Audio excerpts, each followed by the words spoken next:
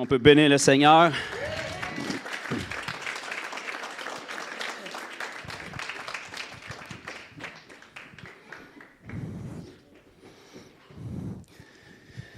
Il n'y a pas de problème technique. Juste un chant, ça aurait été une grâce. On en a eu plus qu'un. Fait que gloire à Dieu. C'est pas une obligation puis une religion de chanter, c'est un privilège de louer, d'adorer Dieu. Et la simple raison pourquoi on débute toujours comme ça, c'est pas parce que c'est une loi écrite et puis qu'il faut faire ça de cette manière-là. C'est parce que Dieu sait, tout comme le diable évidemment, que la musique est un des éléments qui agit le plus rapidement sur l'âme de l'être humain. Et la seule chose qui sépare un enfant de Dieu, de la présence de Dieu, c'est l'état de son âme. Parce qu'on vit dans un monde déchu qui est teinté, qui est affecté par des choses négatives. Si on était dans la pleine félicité de Dieu, dans la présence de Dieu, comme on va l'être pour l'éternité, votre âme serait alignée avec Dieu, il n'y aurait pas de conflit, il n'y aurait pas de problème. Mais comme on vit dans un monde déchu où il y a beaucoup d'opposition dans l'esprit, eh bien, juste de connecter dans la louange et l'adoration, on est en train de faire exactement comme le roi David faisait dans l'Ancien Testament, puis il disait « Mon âme ». Il n'y avait pas ça de la bipolarité dans ce temps-là, ni être schizophrène. Là. David se parlait à lui-même.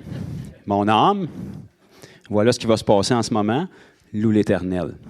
Que ça te tente, que ça ne te tente pas, que les circonstances soient favorables ou non, ça, c'est temporaire, ça, c'est éternel, puis ça, c'est éternel.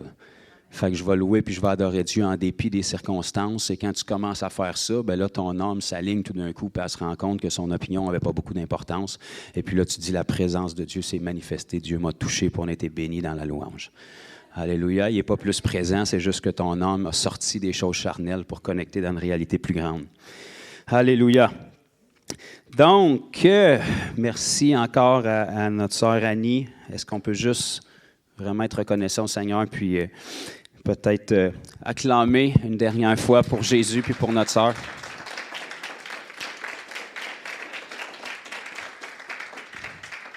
Amen.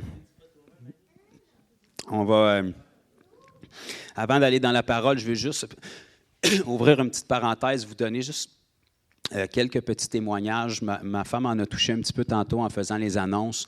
On le répète à chaque semaine, une des avenues dans lesquelles on est présent depuis plusieurs années dans l'évangélisation, c'est les salons ésotériques. On fait d'autres événements aussi. On fait des foires agricoles, on fait les salons de la femme et d'année en année, le Seigneur ouvre des portes pour des événements. La cible, c'est pas de faire que des événements parce que ça, c'est pas accessible à tout le monde, mais on va être présent dans ces événements-là pour être capable de toucher les gens avec l'Évangile. Puis c'est une opportunité aussi qu'on a de pouvoir former chacun d'entre vous à travers ces événements-là. C'est pour ça qu'on implique des gens de l'Église, parce que c'est plein d'opportunités qui sont concentrées dans une fin de semaine où est-ce que les disciples qui nous accompagnent peuvent faire ce qu'ils ont été créés pour faire. C'est-à-dire partager l'Évangile, guérir les malades, chasser les démons s'il y en a de présent, et puis être capable de manifester l'amour de Dieu à tous ces gens-là qu'on rencontre, et tout spécialement dans les salons ésotériques, mais vous comprendrez que c'est comme un melting pot de tout ce qui peut avoir un nom de spiritualité sur la planète, là. Fait que les gens qui sont là en quête de quelque chose. Donc, c'est une opportunité puis une terre extraordinaire pour pouvoir semer. De toute évidence, ils ne trouvent pas ce qu'ils cherchent, sinon on ne les reverrait pas de salon en salon. Donc, et ça, c'est normal parce qu'il n'y a rien dans les avenues spirituelles que l'ennemi a à offrir qui peut combler le cœur de l'homme. C'est juste assez pour te montrer que c'est réel, mais ça va toujours te laisser dans une quête puis une nouvelle quête. Donc, c'est vraiment une opportunité qu'on a d'être présent là-bas. Et juste pour peut-être vous encourager, ceux qui ne sont pas dans le groupe News que ma femme a parlé tantôt, allez-y.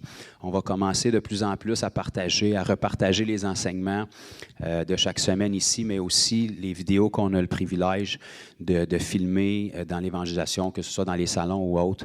Évidemment, ce que vous voyez dans les vidéos, c'est une infime partie, là, parce qu'on n'a pas une équipe de tournage qui est toujours avec nous. Mais récemment, on a fait celui de Granby, c'était le premier de l'année 2025, puis on a pu capter certaines vidéos. Et puis, c'est vraiment des opportunités formidables qu'on a. Vraiment, la quantité de gens qu'on peut toucher dans des fins de semaine comme ça. On a déjà calculé, en étant conservateur, qu'on touche environ 25 à 50 personnes par personne qui sont impliquées à notre table. Donc, calculez ça sur 2 jours. On est toujours 2 à 3 à la table. C'est 50 à 150 personnes par jour qu'on peut toucher par fin de semaine, qui, pour la majorité des gens qui sont là, et la majorité des Québécois tout court, n'ont jamais entendu l'Évangile de leur vie. Tous ceux qui pensent puis qui ont cru le mensonge que le Québec est fermé à Jésus, là, puis que c'est la pire place, là, le Québec n'est pas fermé à Jésus, il est fermé à la religion, puis je suis tout à fait d'accord avec eux. Le Québec est fermé à l'abus. Le Québec est fermé aux manipulations. Le Québec est fermé à tout ce qui a une apparence de piété, mais il en renie ce qui en fait la force, puis c'est bien correct comme ça. Mais on se rend compte, puis ça fait 10 ans que je parcours le Québec à évangéliser à peu près partout, et la grande majorité des gens qu'on rencontre qui expérimentent un miracle, une guérison, une délivrance, qui ont des paroles prophétiques, paroles de connaissance, qu'on donne l'Évangile, ils ont à peu près tout le même discours. On n'a jamais entendu ça de notre vie. Pourquoi on ne nous a pas parlé de ça avant? Pourquoi on ne nous enseigne pas ça à l'école? Très bonne question d'ailleurs, que je laisse en suspens. Peut-être que si on n'avait pas enlevé les Bibles des écoles, on ne serait pas obligé de leur en amener en prison quelques années après. Le raisonnement que je lance comme ça. Mais le Québec n'est pas fermé à Jésus. Le Québec est dans l'état qui est en ce moment parce qu'on n'y a jamais présenté Jésus. Et ça, c'est le mandat de l'Église. On est là pour représenter Christ. Représenter vient du terme présenter à nouveau. Représenter. Parce que Christ s'est présenté il y a 2000 ans, mais malheureusement, les gens n'étaient pas là il y a 2000 ans, puis vous, puis moi non plus. Donc, nous qui avons eu le privilège de rencontrer ce Jésus-là, on vient le présenter à nouveau à une nation comme la nôtre qui ne le connaît pas. Donc, c'est vraiment important, c'est vraiment des belles opportunités. Donc, je vous encourage à aller, bien évidemment, vous pouvez aller direct sur YouTube, mais si vous êtes dans le groupe News, vous allez voir les vidéos être partagées, puis ça va vous encourager, ça va vous aider. À défaut de pouvoir être là, ça va vous donner peut-être des outils de formation pour être capable d'approcher les gens dans votre quotidien. Je le sais que la majorité d'entre vous, vous vous dites, c'est pas pour moi, j'ai jamais fait ça, j'ai pas assez d'expérience. Bienvenue dans l'équipe. Tout le monde n'a jamais fait ça avant de le faire, puis personne n'a assez d'expérience avant d'en avoir. Fait qu'il faut tout commencer quelque part. Alléluia. C'est comme dans tout. Donc, prenez le temps d'aller voir les vidéos qu'on a partagées. Le premier, c'était avec mon frère JF qui m'avait accompagné. Vous allez voir dans la vidéo, il a rencontré un homme qui a été guéri. Je pense il y avait quelque chose avec sa cheville ou avec son pied. Finalement, en discutant avec lui, on a appris qu'il était croyant et puis qu'il avait été baptisé aussi, mais il n'avait jamais expérimenté ce volet-là qu'il a pu vivre avec nous. Donc, c'est venu vraiment renchérir sur sa foi. Je ne sais pas où est-ce qu'il en était vraiment dans la sincérité de sa décision. Mais tout de même, il a vécu une guérison qu'il n'oubliera pas. Il a expérimenté et on l'a encouragé vraiment à pouvoir aller davantage et qu'il n'y a rien de ce que ces gens-là vivent, surtout si lui est croyant, que lui ne peut pas faire non plus. Hein? Quand on vit un miracle, on n'est pas seulement bénéficiaire. Chaque enfant de Dieu a le même pouvoir par le Saint-Esprit de faire les mêmes miracles. Donc, par la suite, j'ai eu une rencontre aussi avec une famille. Pratiquement toute la famille sont passées. J'ai rencontré une mère qui était avec son fils, qui était avec sa blonde, qui était avec une amie. Et après que la mère ait été guérie, parce qu'elle avait un problème au genou où est-ce qu'elle devait être opérée, puis les médecins lui disaient qu'elle était trop vieille pour être opérée. Donc, ça, c'est large comme terme, là. C'est pas moi qui le dis, c'est les médecins. Et puis après qu'elle a été guérie, eh bien là, toute la famille puis tout le groupe, ils sont passés, puis ils ont tous été guéris à leur grande surprise. Et puis, le but ultime, c'est pas les guérisons. On est content de voir les gens guéris, gloire à Dieu, yé, kumbaya, alléluia. Au final, ils sont pas plus sauvés, mais leur cœur est disposé à entendre le message. Et on a été capable de leur partager l'Évangile. Je ne me souviens pas si vous le voyez dans la vidéo, mais on leur a donné le message. Et une de ces jeunes femmes-là, qui avait été guérie, elle était très surprise parce qu'elle avait un gros point dans le dos depuis très longtemps qui était problématique, puis elle a été guérie instantanément après qu'une de ses jambes ait allongé. Puis elle, après, elle s'est ouverte pour nous dire, elle dit, moi, j'étais très fermée à ça parce que mon père est chrétien, puis je ne voulais plus rien savoir de ça. Parce que j'ai été forcé à aller à l'Église toute ma vie, parce qu'on m'a obligé, parce qu'on m'a empêché de faire ci, de faire ça. Et ça, ce n'est pas un blâme pour le papa, là, peu importe, mais c'est juste pour vous montrer que la personne était fermée à ce qu'elle a perçu de Jésus. Mais là, elle avait une très grande ouverture. Et elle m'a dit, merci de m'avoir présenté les choses comme ça me donne une autre perspective et une autre approche que je n'avais jamais entendue. Puis en réalité, tout ce qu'on lui a donné, c'est l'Évangile. Donc, c'était la première fois qu'elle entendait l'Évangile, même si elle a été élevée par un père chrétien. Ça ne veut pas dire qu'on va à l'Église toute notre vie ou qu'on a des parents chrétiens, qu'on entend réellement l'Évangile. Quand on vient ici à l'Église, ce n'est pas l'Évangile qu'on vous donne. On enseigne les saints pour être formés. Mais le message de l'Évangile, le pourquoi Jésus est allé à la croix, qu'est-ce que ça change dans ta vie? Qu'est-ce que tu fais avec ça? Comment tu réponds à ça? C'est ça qui est le message de l'Évangile et c'est ça que les gens ont besoin d'entendre initialement. Donc, par une touche qu'on a pu avoir avec cette personne-là, ou est-ce qu'on ne le savait pas après ma barre, bien, on a été capable de venir changer la perspective et les mensonges que le diable avait incrustés dans la vie de cette jeune fille-là pour lui donner une ouverture. C'est ce que tu as vécu qui était désagréable, c'est fait. On souhaiterait tous que ce ne soit pas arrivé, mais ce n'est pas Dieu qui était responsable de ça. L'homme fait des erreurs, puis même s'il est bien intentionné, mais une touche de Jésus, ça, c'est différent. Une guérison de Jésus, ça, c'est différent. Ces gens-là repartent avec quelque chose qu'on a déposé en eux gratuitement, là. Ça ne les engage à rien. On ne leur a même pas présenté un pitch d'église. La majorité ne savent même pas que j'ai une église à Granby. Ils repartent avec quelque chose qui est gratuit. Une manifestation de l'amour de Dieu avec aucun fil d'attache en arrière. Ça a une importance. Jésus a dit, vous avez reçu gratuitement, donnez gratuitement. La première chose qu'on veut, c'est que les gens aient une rencontre avec Jésus. L'Église, c'est un effet secondaire de tout ça, c'est pour grandir après. Mais tu peux venir à l'Église toute ta vie puis périr en enfer pour l'éternité. C'est pas ça qui sauve. C'est pour ça que qu'est-ce qu'on porte et qu'est-ce qu'on donne aux gens est de première importance. Il faut être capable puis équipé de manifester ce Jésus-là. Donc, allez voir ça. Si vous avez une petite chance, ça va vous bénir. Puis il y en a une multitude d'autres là, sur la chaîne. Là. Quand vous allez cliquer sur la vidéo, vous allez être sur la chaîne. Donc, vous allez pouvoir parcourir ça. Je suis rendu, je pense, à au-dessus de 500 vidéos là, sur la chaîne YouTube. Donc, vous en avez pour tous les goûts, toutes les saveurs. Ça va certainement vous bénir, vous encourager. Et puis, peut-être aussi vous motiver à prier pour ces événements-là, parce qu'on en a, quand la saison commence, on en a presque, pas tous les semaines, mais presque aux 2 semaines, dans différents endroits là, du Québec. Puis le Seigneur ouvre les portes aussi pour qu'il y ait d'autres réseaux puis d'autres villes qui se trouvent à nous. Comme dans quelques mois, on va être à Nicolet pour la première fois. C'est un réseau qu'on attendait depuis des années, puis là, il s'est ouvert, ils nous ont acceptés. Donc, on a une très bonne relation aussi avec les gens de ces réseaux-là. Même si c'est des gens du New Age, même si je suis en désaccord total avec leurs croyances, on est capable de les aimer quand même, puis on est capable de prendre l'opportunité qu'ils nous donnent de pouvoir être là. Donc, voilà, soyez bénis, soyez encouragés, et puis vraiment, on vous encourage vraiment. L'Église ici, on est une Église pour faire des disciples.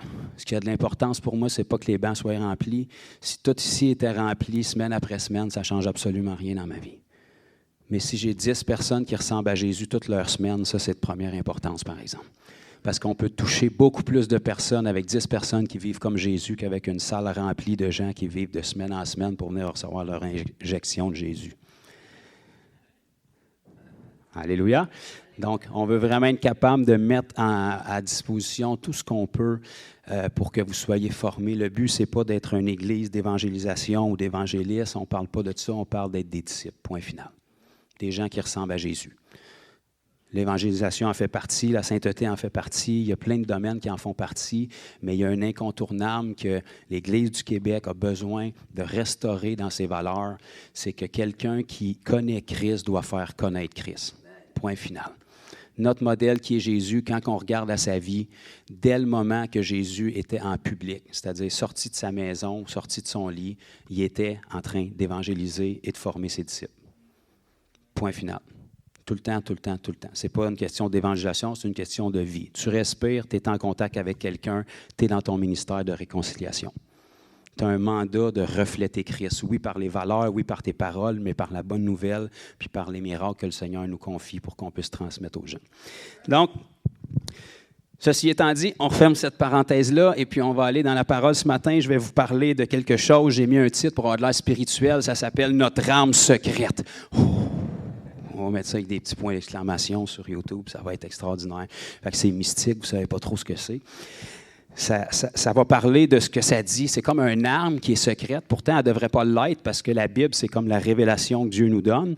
Mais quand il y a quelque chose qui a de la puissance, quand il y a quelque chose qui peut changer la donne, bien, vous allez remarquer que ça devient tout le temps mythique et secret. Fait que je vais vous donner un truc. Si vous voulez savoir vraiment les clés de puissance que le Seigneur a confiées à l'Église puis à ses enfants, regardez les choses que le diable persécute le plus. vous allez avoir votre réponse.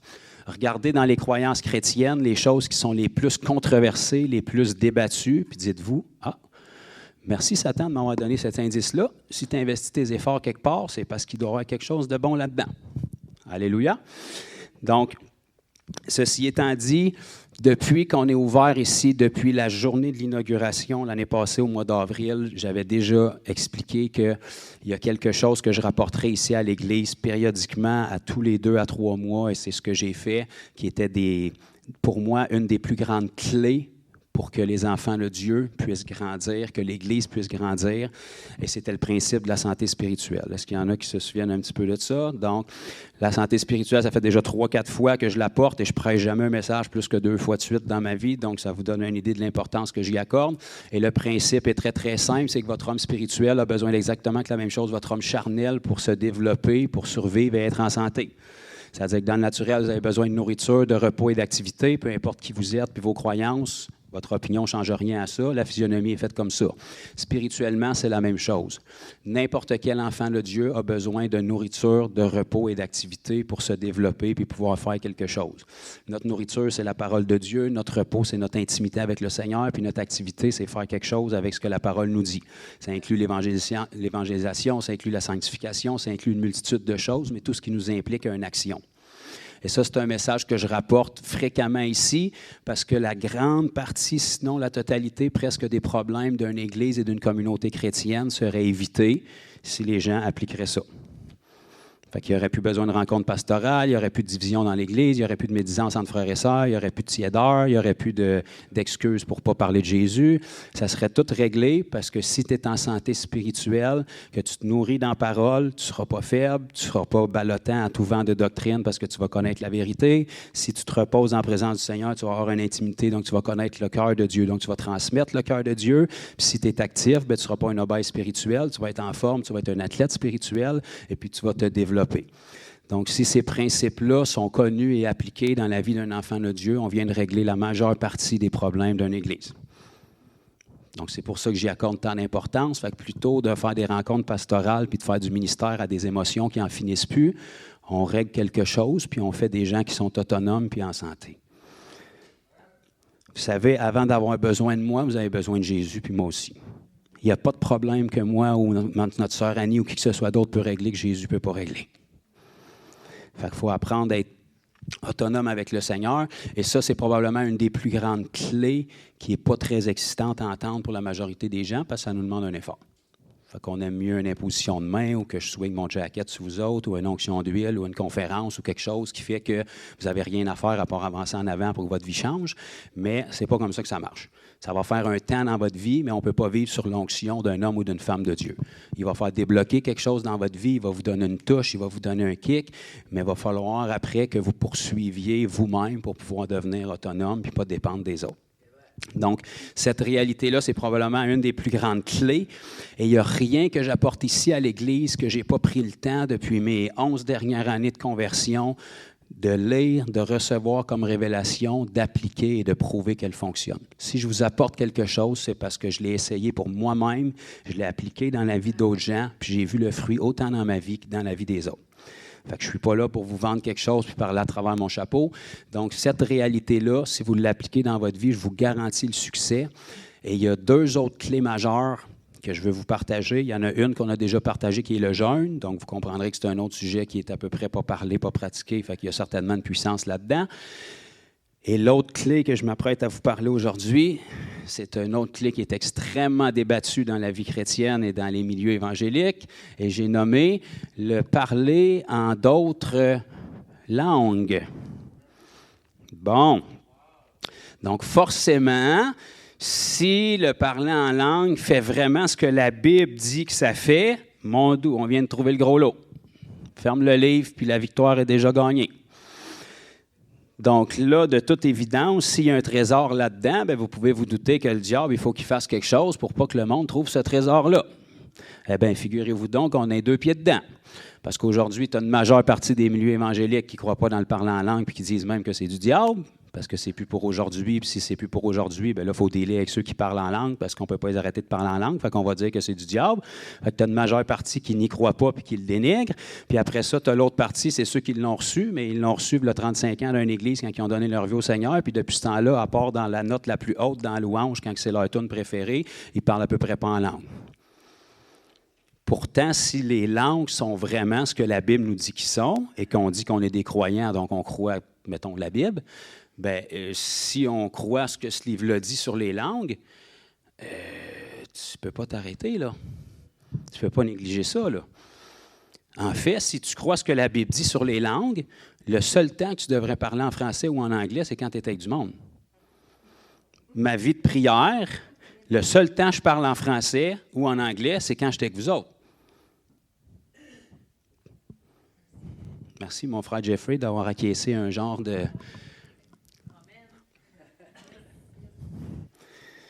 Pourquoi est-ce que je viendrais bousiller l'histoire quand je peux laisser le Seigneur faire la job à ma place? Pourquoi est-ce que je viendrais intégrer des syllabes, on n'est pas au Scrabble, pour essayer de faire des poèmes quand que le Seigneur peut le faire à ma place? Pourquoi est-ce que je prierais dans le vide sans savoir ce que demain a pour moi quand je peux laisser celui qui connaît le début de la fin le faire à ma place?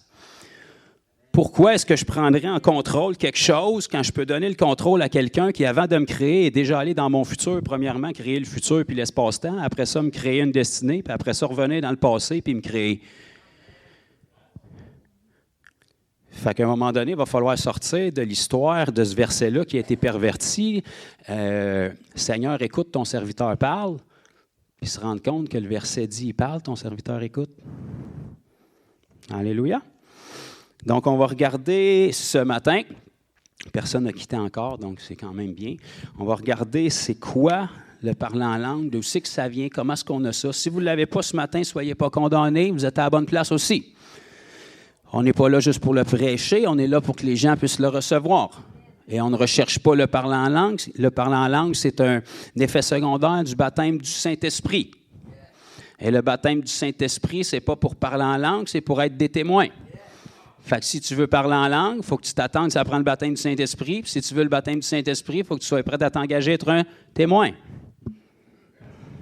Hop, on vient de perdre quelques personnes.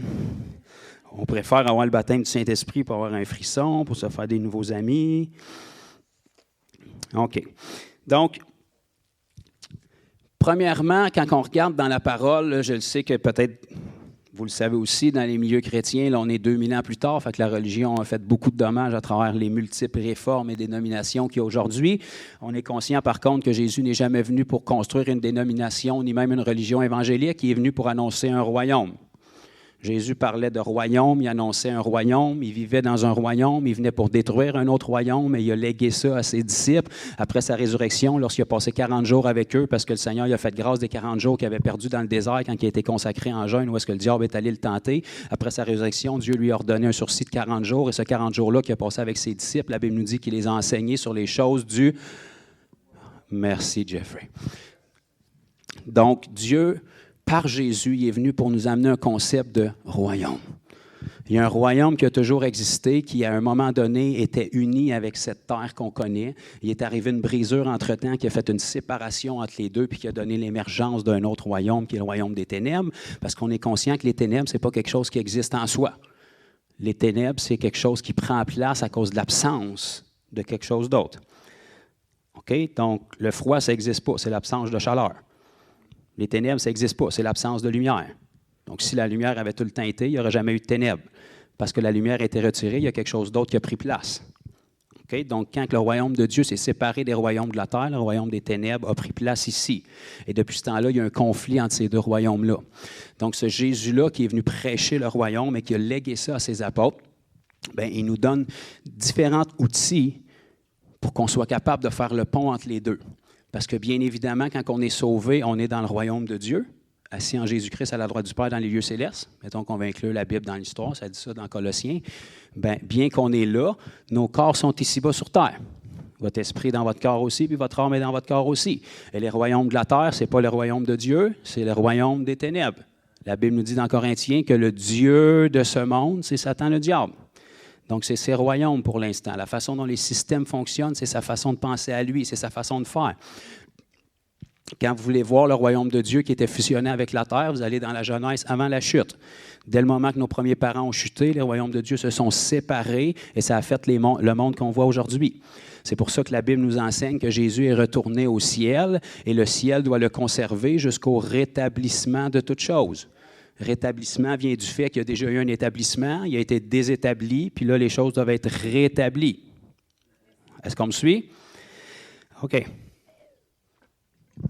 Donc, Dieu savait qu'on est des êtres spirituels, premièrement, qu'on est confinés temporairement dans des corps charnels et que malheureusement, le climat et le royaume dans lequel on vit physiquement n'est pas le royaume qui est le nôtre. Donc, on est ici-bas. On ne vient pas d'ici-bas, mais on vit ici-bas, mais notre demeure est éternelle. Notre royaume est ailleurs. Notre communion est ailleurs. Nos désirs, nos aspirations sont ailleurs, mais pourtant, on est confinés ici-bas. Il fallait qu'il y ait un pont entre les deux. Il fallait qu'il y ait une façon de connecter les deux. Ceci étant dit, le baptême du Saint-Esprit avec le parler en langue, c'est une de ces façons-là extraordinaires. C'est une clé phénoménale qui accélère le processus à beaucoup de niveaux. Et c'est pour ça que c'était une des premières manifestations de tous ceux qui étaient baptisés du Saint-Esprit dans la parole de Dieu. Donc, tous les baptêmes du Saint-Esprit, comme toutes les conversions, vous allez retrouver ça seulement dans un livre de la Bible, qui est le livre des Actes.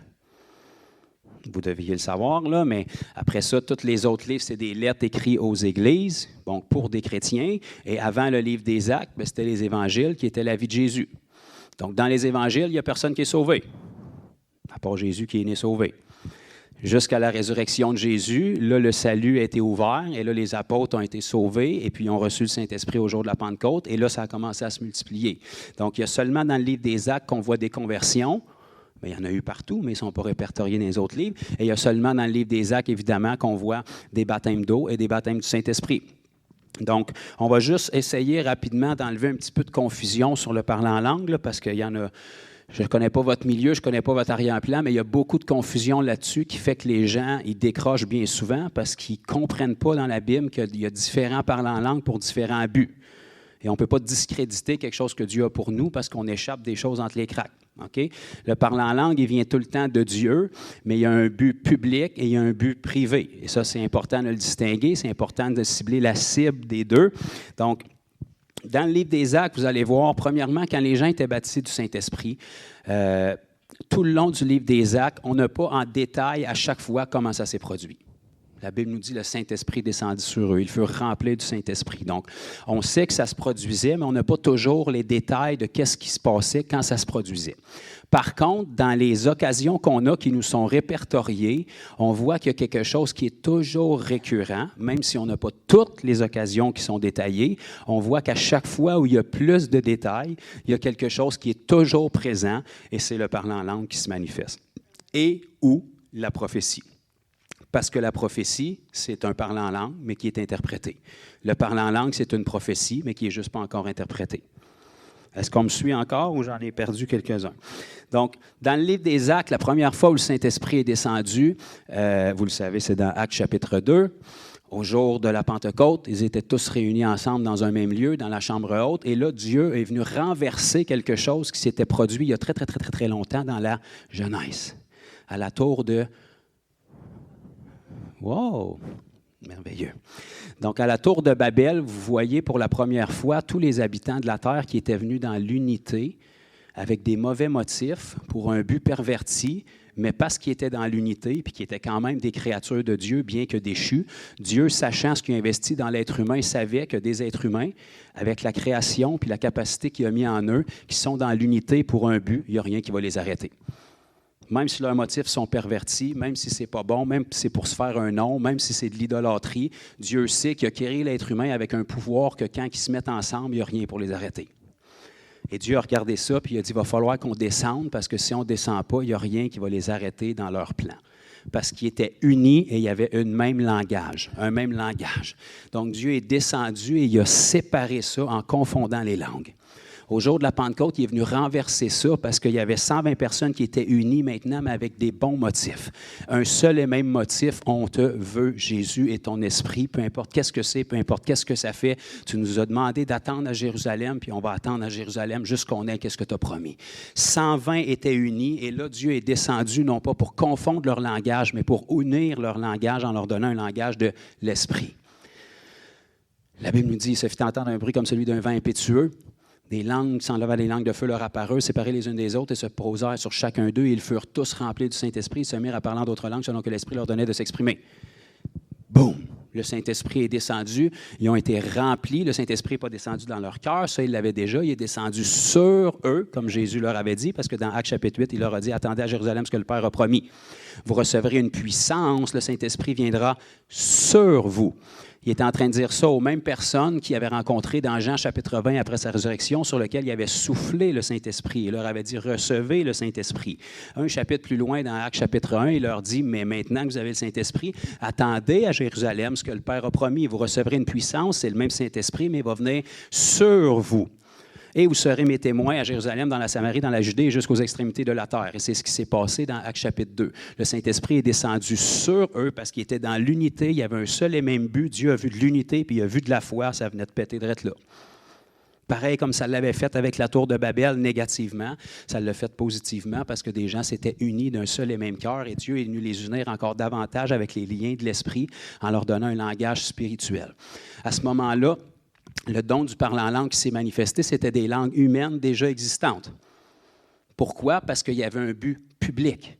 Dieu savait qu'il y avait une foule dehors qui allait se convertir et que c'était le moyen qu'ils voulaient prendre pour attirer leur attention. Donc, ils se sont mis à parler en langue dans des langues humaines. Et tous les gens qui étaient en visite à Jérusalem pour la fête qui était là, qui venaient de différents milieux, les entendaient louer puis glorifier Dieu dans leur propre dialecte à eux. Alors qu'ils savaient très bien que ces gens-là ne parlaient pas dans le naturel ces dialectes-là. Donc, ça a amené une foule de conversions de 3000, comme vous le savez. Parce que là, c'est un don des langues qui était manifesté d'une manière publique et il n'y avait pas besoin d'interprétation parce que c'était des langues connues par ceux qui les entendaient. Donc ça, c'est un premier type de langue. Maintenant, vous allez voir qu'il y a un autre type de langue dont la Bible nous parle quand Corinthiens instruit les églises et il leur dit, si vous parlez en langue en public, bien, il faut qu'il y ait un interprète, sinon tais-toi. Ça ne veut pas dire que tu n'as pas le droit de parler en langue à l'Église. Ça veut dire que si tu montes la voix et tu enterres les autres en langue, il faut qu'il y ait un interprète parce que sinon, la seule personne qui est bénie, c'est toi, parce que les autres ne comprennent rien de ce que tu dis. Si on est tous ensemble ici, puis Annie nous dit, là, on va louer en langue, il n'y a pas de problème. Crie en langue si tu veux, tu ne déranges pas l'ordre, parce que là, c'est ça qu'on fait. Mais si je suis en train de prêcher puis tu m'enterres en langue, bien là, tu es mieux d'interpréter, parce que là, les gens perdent une révélation au dépit de tes langues que personne ne comprend. Donc, quand il y a une autre manifestation publique des langues, au milieu de l'Assemblée, là, la Bible nous dit qu'il y a une interprétation pour que les langues deviennent une prophétie puis que tous puissent en bénéficier. Donc ça, c'est les mêmes langues, mais ce n'est pas des langues qui sont humaines, c'est des langues qui nécessitent une interprétation. Deuxième type de langue. Mais vous allez voir qu'il y a un autre type de langue aussi, dont Paul va nous parler dans 1 Corinthiens chapitre 14, et où est-ce qu'il va nous dire, celui qui prie en langue, personne ne le comprend. On va aller le lire ensemble. 1 Corinthiens chapitre 14.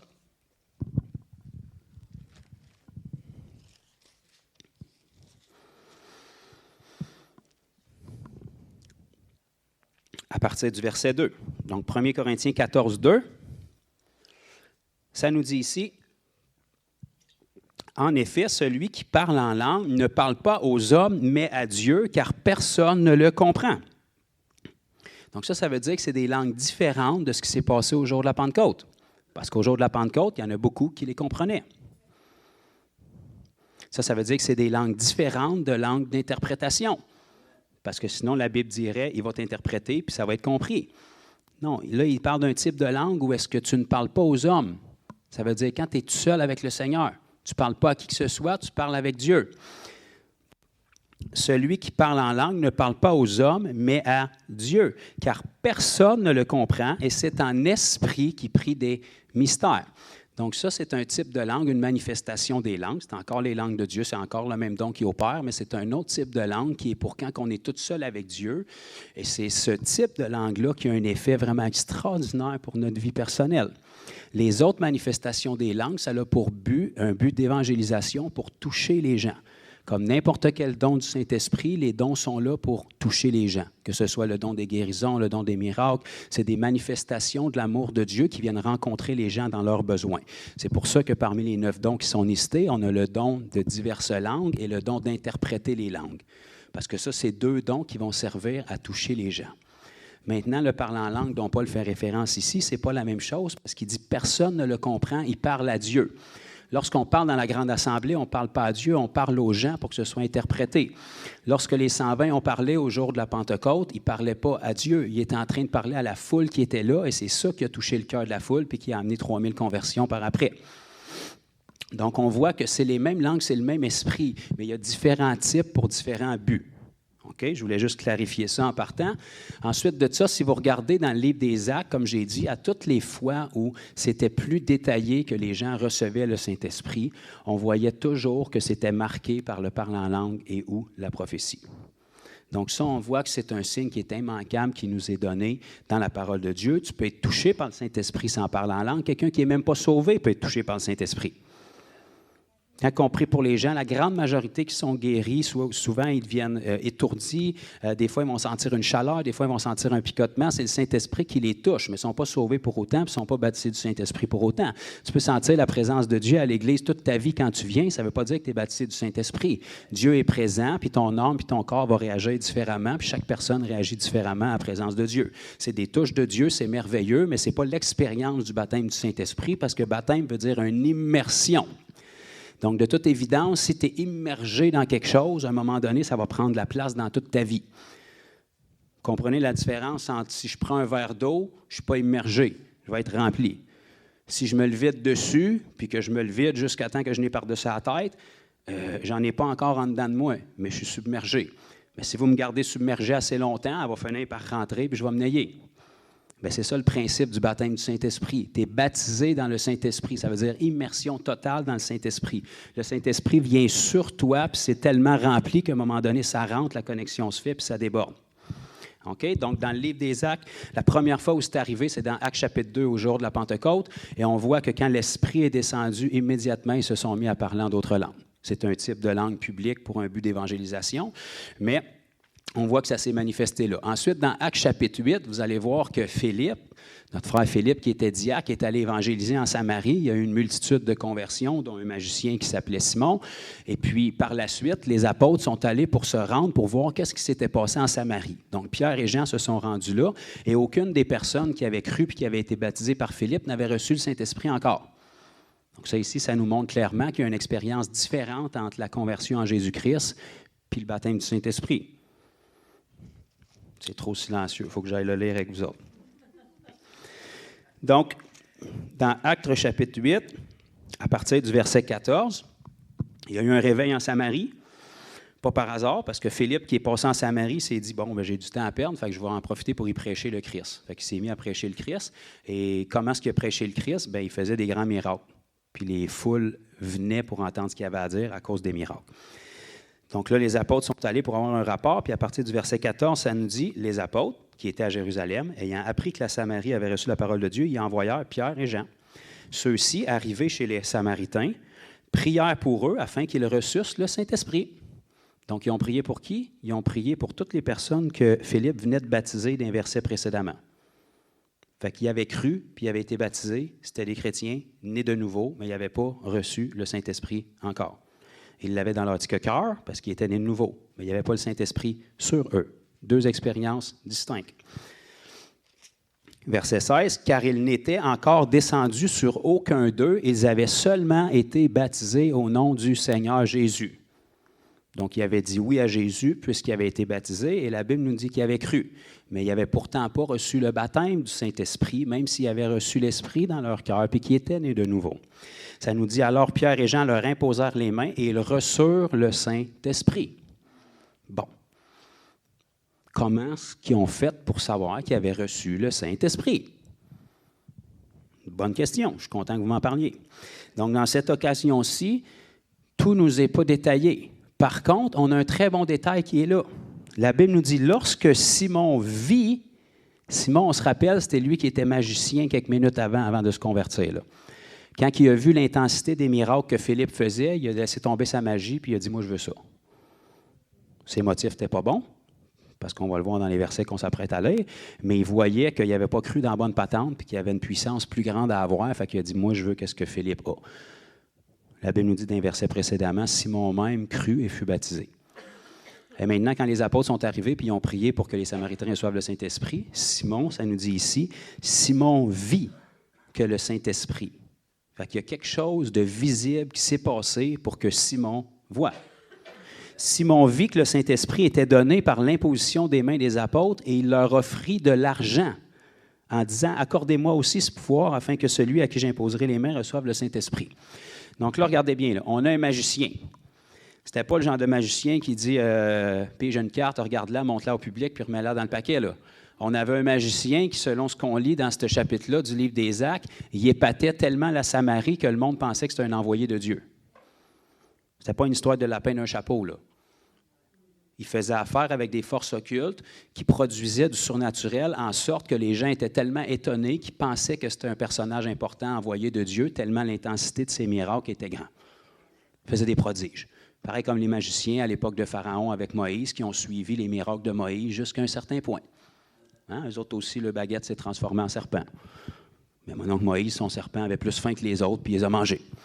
Qu'à un moment donné, les magiciens ont pu être capables de suivre, mais ils ont été capables de suivre jusqu'à un certain bout parce que le diable est spirituel, puis il a des capacités spirituelles aussi à t'offrir. Donc ici, ce personnage-là, Simon, qui était déjà habitué puis apte à opérer dans un niveau de prodige qui épatait toute la population de Samarie, quand il a vu ce que ça faisait quand les apôtres ont prié pour ces gens-là puis qu'ils ont reçu le Saint-Esprit, il était prêt à les payer pour avoir ça. Fait que même si ça ne nous est pas détaillé, il y avait une manifestation assez visible et assez flagrante pour qu'un magicien, qui de toute évidence aimait l'argent, parce que la seule raison que tu veux de la puissance spirituelle, c'est pour t'enrichir, était prêt à payer pour avoir cette puissance-là. Fait que même si ça ne nous est pas détaillé textuellement qu'ils se sont mis à parler en langue, on sait qu'il s'est passé quelque chose de visible en sorte que les gens savaient qu'il y a un esprit qui venait de descendre sur eux. OK. Si vous avancez dans le chapitre 10, juste une page plus loin, vous avez la merveilleuse histoire de notre frère Corneille et toute sa famille, qui était un des premiers non-juifs à rencontrer le Seigneur Jésus. Et à partir du verset 44, on va voir ici que Pierre s'était rendu là, puis il était en train de faire son speech. Et puis le Seigneur ne l'a même pas consulté, qu'il ait fini son speech, puis qu'il ait fait l'appel au salut. Il a décidé de sauver Corneille et toute sa famille pendant que Pierre parlait encore. C'est qu'aujourd'hui, il n'aurait pas été sauvé parce qu'il n'avait pas répété la prière de repentance, mais dans la Bible, ils ont été sauvés pareil. Sans fermer les yeux, sans pencher leur tête, sans lever leurs mains, sans remplir une carte, sans répéter une prière. Ils ont été sauvés pareil. Pierre n'avait même pas fini son message, il n'avait même pas fait son speech encore, il n'était même pas rendu dans le pitch avec le petit solo d'orgue en arrière. Ils ont été sauvés pareil. Personne n'a ouvert la bouche, la Bible nous dit pendant que Pierre parlait encore. Fait que ça devrait nous ouvrir les yeux pour nous montrer que ce n'est pas une prière qui sauve, c'est une décision de cœur. Puis on ne peut pas prendre le verset de Romains 19 pour dire si tu confesses de ta bouche que Jésus est Seigneur et si tu crois dans ton cœur que Dieu l'a ressuscité des morts, tu seras sauvé. Ça, ce n'est pas une formule pour être sauvé. Ça a été adressé à des chrétiens à Rome qui étaient nés de nouveau, qui étaient baptisés. Fait qu'on va bâtir une doctrine du salut sur un verset dans Romains, puis on va jeter de côté tous les autres passages que Jésus lui-même nous a annoncés dans les évangiles et qu'on voit dans le livre des Actes sur comment est-ce que quelqu'un devrait être sauvé. Le même Paul qui nous donne Romains 19, c'est le même Paul qui nous donne Romains 1,16, qui nous dit « Je n'ai point honte de l'Évangile, car c'est une puissance pour le salut de quiconque croit. » La puissance pour le salut, ce n'est pas une prière, c'est l'Évangile. Quiconque croit dans l'Évangile, même s'il n'a pas ouvert la bouche pour le verbaliser encore, le miracle peut se produire dans son cœur. Donc, on va voir ici à partir du verset 44, comme Pierre prononçait encore ces mots.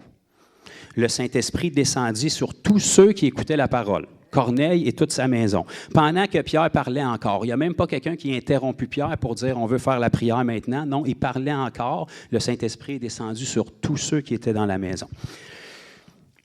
Ça nous dit ensuite « tous les fidèles circoncis qui étaient venus avec Pierre furent étonnés. » Ils se sont dit « mais voyons donc, ça ne marche pas.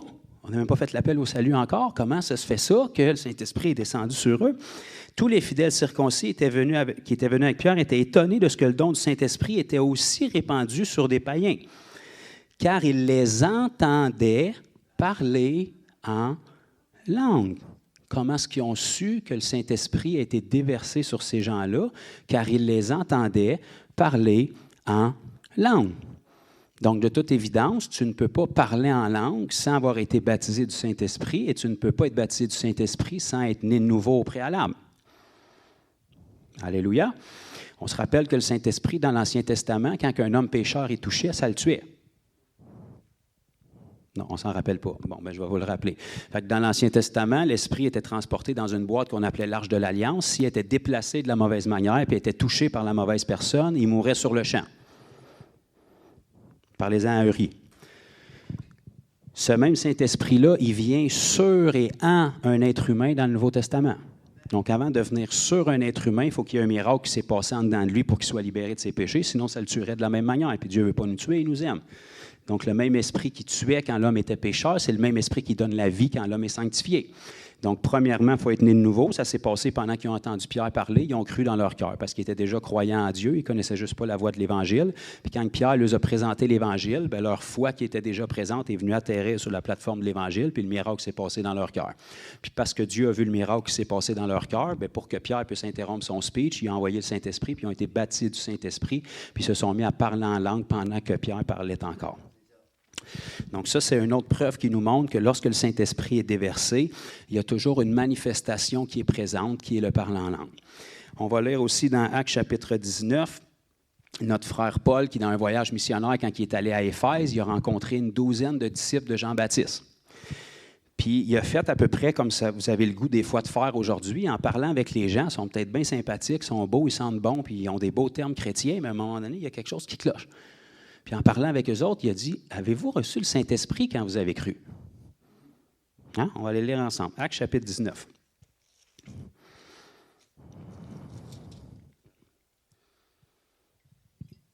Ça arrive encore de nos jours. Vous rencontrez des gens, que ce soit dans des églises ou ailleurs, ils vous disent qu'ils sont chrétiens, mais tu parles avec eux autres, puis tu finis ta conversation, puis tu as des envies de suicide. Tu sais, c'est plutôt de donner la vie, ça... Donc ici, Paul est en train de parler avec eux autres, puis à un moment donné, la Bible ne nous dit pas pourquoi, mais cette question-là a émergé en lui. Puis il dit, verset 2, « Avez-vous reçu le Saint-Esprit quand vous avez cru? » Tu sais, ils se sont présentés, hein, nous autres, on croit dans le Dieu d'Israël, puis c'est bon, vous allez dans quelle église? Je ne sais pas. Puis là, Paul il dit, quelque chose qui cloche. « Avez-vous reçu le Saint-Esprit quand vous avez cru? » Regardez leur réponse. Ils leur répondaient, « Nous n'avons même pas entendu dire qu'il y a un Saint-Esprit. »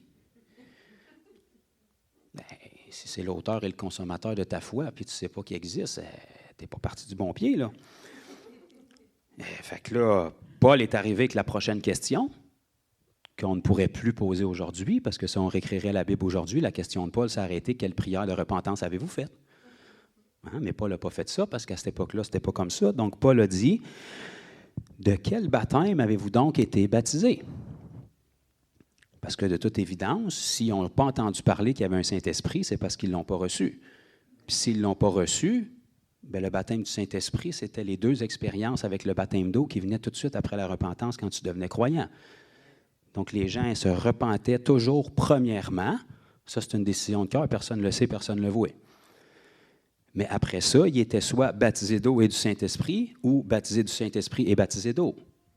L'ordre pouvait changer, mais c'était toujours présent. Donc, Paul leur a dit, mais s'ils n'ont pas le Saint-Esprit, mais ils disent qu'ils sont croyants, la première chose que tu faisais quand tu étais croyant, c'est que tu étais baptisé d'eau. Comment ça qu'ils n'ont pas entendu parler du Saint-Esprit et qu'ils ne l'ont pas reçu? Donc, ils lui ont répondu du baptême de Jean.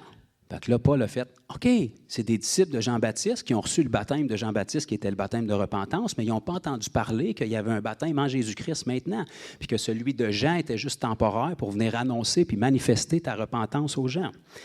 Donc, alors Paul dit, Jean a baptisé du baptême de repentance, disant au peuple de croire en celui qui venait après lui, c'est-à-dire en Jésus. Sur ces paroles, ils furent baptisés au nom du Seigneur Jésus. Juste... Au nom du Seigneur Jésus. OK. Je pensais que c'était écrit au nom du Père, du Fils et du Saint-Esprit, mais c'est bien écrit au nom du Seigneur Jésus. Donc, comme tous les baptêmes qui ont été faits dans le livre des Actes, c'est au nom du Seigneur Jésus. Par les mêmes personnes à qui Jésus avait dit, « Faites de toutes les nations des disciples en les baptisant en mon nom, Père, Fils, Saint-Esprit. » Donc, ici, ils ont tous été baptisés au nom du Seigneur Jésus. Lorsque Paul leur eut imposé les mains, le Saint-Esprit vint sur eux. C'est toujours comme ça quand on parle du baptême du Saint-Esprit. Lorsque Paul leur imposait les mains, le Saint-Esprit vint sur eux. Et quoi? Ils parlaient en langue et prophétisaient. Ah ben voilà. Voilà comment est-ce qu'ils ont su que le Saint-Esprit est venu sur eux. La même raison qu'ils ont su que le Saint-Esprit est venu sur Corneille et sa maison, la même raison pourquoi les 3000 personnes ont su qu'il y a quelque chose qui était tombé, c'est 120 dans la chambre haute, la même raison qui a fait que Simon le magicien était prêt à payer pour avoir cette puissance-là, parce qu'il a vu et entendu une manifestation tangible que seulement Dieu pouvait faire. Alléluia! Donc ça, c'est juste pour essayer de tasser et de clarifier le fait qu'il y a beaucoup de choses aujourd'hui qui disent « tu n'es pas obligé de parler en langue pour être baptisé du Saint-Esprit, puis ci, puis ça. » Tu peux être touché certainement par le Saint-Esprit sans nécessairement parler en langue. Mais dans la Bible, une manifestation du baptême du Saint-Esprit, c'était toujours le parler en langue et ou la prophétie. Donc un ou l'autre ou les deux. Parce que c'est la même chose dans différentes langues. Pour la simple et bonne raison que quand le Saint-Esprit vient sur toi, comme ça nous dit dans Actes chapitre 2, les langues de feu se posèrent sur chacun d'eux et ils furent tous remplis. Comment ça se pose sur, mais que tu es rempli? C'est comme ça que ça fonctionne. Parce que le Saint-Esprit est déjà en toi, puis quand il vient sur les deux autres parties de toi, il y a une connexion qui se fait, là, tu es rempli et ça déborde. Dans un langage céleste. OK? Je ne voulais pas l'ouvrir, mais je vais l'ouvrir rapidement là, ce matin. Quand vous regardez dans le livre des Actes, puis vous étudiez comment est-ce que Luc, qui est l'auteur du livre des Actes, a choisi ces termes pour décrire le baptême du Saint-Esprit dans le livre des Actes, lorsqu'il nous dit qu'il y a un vent comme celui, semblable à un vent impétueux qui est venu dans la pièce où est-ce qu'il était rassemblé, le mot que Luc a utilisé ici, c'est un mot spécifique qui n'aurait pas dû être le mot qu'il utilisait. OK? Parce que le mot pour décrire souffle, dans le grec, ça aurait dû être pneuma. Vous pouvez dire de rappeler plus tard, je suis occupé. Donc, pourtant, le mot que Luc a utilisé, on se rappelle, Luc, dans le naturel, était médecin. Le mot que Luc a utilisé pour décrire vent dans cet événement-là qui s'est passé dans Actes chapitre 2, c'est le mot pnoé. Bon, ça ne fait pas grande différence pour nous là, qui parlent en français, mais la différence entre le mot pneuma, de où nous on tient le mot pneumatique, puis tout ce qui a trait à ça, le mot pnoé, c'est un mot qui était utilisé principalement dans le domaine médical, comme Luc était médecin, et c'est un mot qui était utilisé dans le domaine des ailes de maternité. Parce que quand les bébés naissent, vous le savez comme moi, quand ils sortent du ventre de leur mère, la première chose qu'ils doivent faire le plus rapidement possible, c'est de pleurer pour être capable de prendre leur premier souffle dans leur nouvel environnement. Donc, dès le moment qu'il sortent, le bébé, s'il ne pleure pas, on va le provoquer. Donc, on va le taper sur les fesses pour qu'il se mette à pleurer. Et en pleurant, c'est son langage de bébé. Il va prendre son premier souffle et là, il ne sera plus nourri, puis il respirera plus par le biais de sa maman, mais il va devenir autonome dans le nouvel environnement dans lequel il est.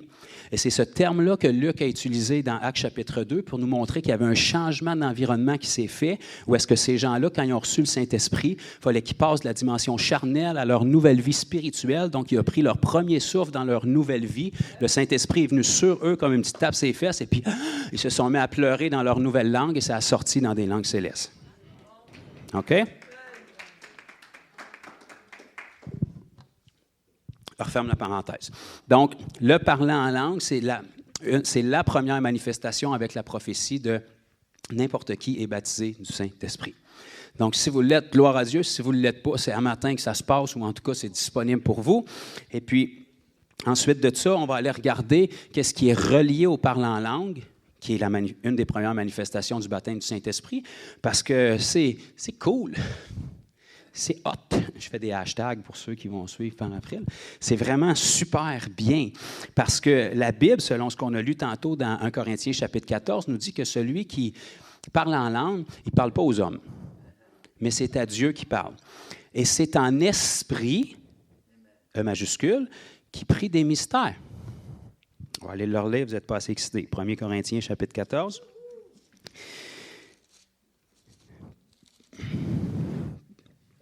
1 Corinthiens chapitre 14, verset 2. En effet, celui qui parle en langue ne parle pas aux hommes, mais à Dieu, car personne ne le comprend. C'est en esprit qu'il dit des mystères. Donc, on est conscient que selon ce que 1 Thessaloniciens chapitre 5, verset 23 nous dit, l'être humain, peu importe où sur la planète, est constitué de 3 parties. Esprit, premièrement, un âme et un corps. D'accord? Donc, c'est comme ça qu'on est constitué, peu importe qui on est.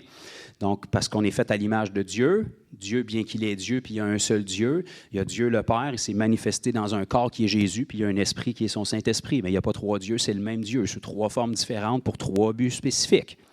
Pareil comme de l'eau, de la glace, puis de la vapeur. Il n'y a pas différentes sortes d'eau, c'est de l'eau qui prend une forme différente pour un but spécifique. On comprend ça? Donc, notre Dieu prend trois formes différentes pour trois buts spécifiques, parce que s'il voulait venir en vous, Jésus ne pouvait pas faire ça. Ça prenait un esprit pour venir en vous. Alléluia? Sinon, ça aurait fait mal, là. Je ne sais pas quel format que Jésus avait, mais tu ne rentres pas comme ça dans un être humain. Fait qu'il fallait qu'il vienne en esprit. Pourtant, la Bible nous dit dans Colossiens 1,27, « Christ en nous, l'espérance de la gloire. » Là, je pensais que c'est l'esprit que j'avais en moi. Comment ça que c'est Christ que j'ai en moi? C'est-tu Christ ou c'est l'esprit? Bien, ça doit être l'esprit de Christ. Parce que c'est le même esprit. Parce qu'il y a un seul et même Dieu. Il fait prendre des formes différentes pour des buts différents. Donc, c'est en esprit qu'on prie des mystères. Pourquoi c'est en esprit? Parce que la partie de vous qui est née de nouveau, c'est votre esprit. Pourquoi c'est votre esprit qui est né de nouveau? Parce que c'est cette partie-là qui avait été déchue à partir de la chute de nos premiers parents. Quand nos premiers parents étaient dans le jardin d'Éden, ils étaient en parfaite communion avec Dieu, ils étaient à l'image et à la ressemblance de Dieu, et quand ils ont péché, l'Esprit de Dieu s'est retiré d'eux et s'est retiré de leur esprit. Leur corps a continué à être vivant, puis leur âme a continué à être vivant, mais leur esprit est devenu mort, séparé de Dieu, parce que la vie, c'est quelqu'un. Et si ce quelqu'un-là n'est plus dans quelqu'un, il n'a plus la vie. C'est pour ça que le corps a fini par mourir, parce que la vie s'est retirée du corps. Mais pour vous montrer la quantité de vie qu'il y avait dans nos premiers parents, Adam a vécu 930 ans, même sans l'Esprit de Dieu en lui. Pour te montrer à quel point il était éternel s'il avait gardé l'Esprit de Dieu en lui. Puis de génération en génération, par après, ça a décliné jusqu'à ce qu'on voit aujourd'hui. Donc, l'Esprit de Dieu, quand il vient en nous, il vient dans notre esprit. C'est ça qui est né de nouveau. Jésus a dit, il faut que vous naissiez d'eau et d'esprit, parce que c'est au niveau de l'esprit qu'il y avait un problème. C'est la partie de nous que l'esprit vient régénérer, puis ensuite, notre âme puis notre corps, eux autres, bien, il y a d'autres travail à faire dessus. Notre corps, on a une garantie avec le gage du Saint-Esprit qui est en nous, qu'il va être régénéré, mais que la trompette sonne pour avoir un corps glorieux. Et puis notre âme, la Bible nous enseigne dans Romains 12,2 qu'elle a besoin d'être renouvelée dans son intelligence, parce que notre âme, elle est charnelle. Donc, elle est attachée aux choses d'ici-bas, est affectée par les choses d'ici-bas, par les circonstances négatives. C'est là aussi qu'on retrouve nos émotions puis notre intellect. Fait que comme on est dans un monde déchu, notre âme est constamment bombardée avec des choses négatives. Fait qu'elle, elle doit être réenseignée par la parole de Dieu dans la vérité. Donc ici, le parler en langue, c'est un outil extraordinaire parce que ça permet d'éliminer la seule partie qu'il y a dans l'être humain croyant né de nouveau qui le sépare de Dieu. OK, je vais redire ça plus lentement. Donc, vous êtes un seul et même être humain, vous avez trois parties. L'esprit, quand vous êtes sauvé, il est venu vivre dans votre esprit. Votre esprit, il n'y a pas d'incrédulité là.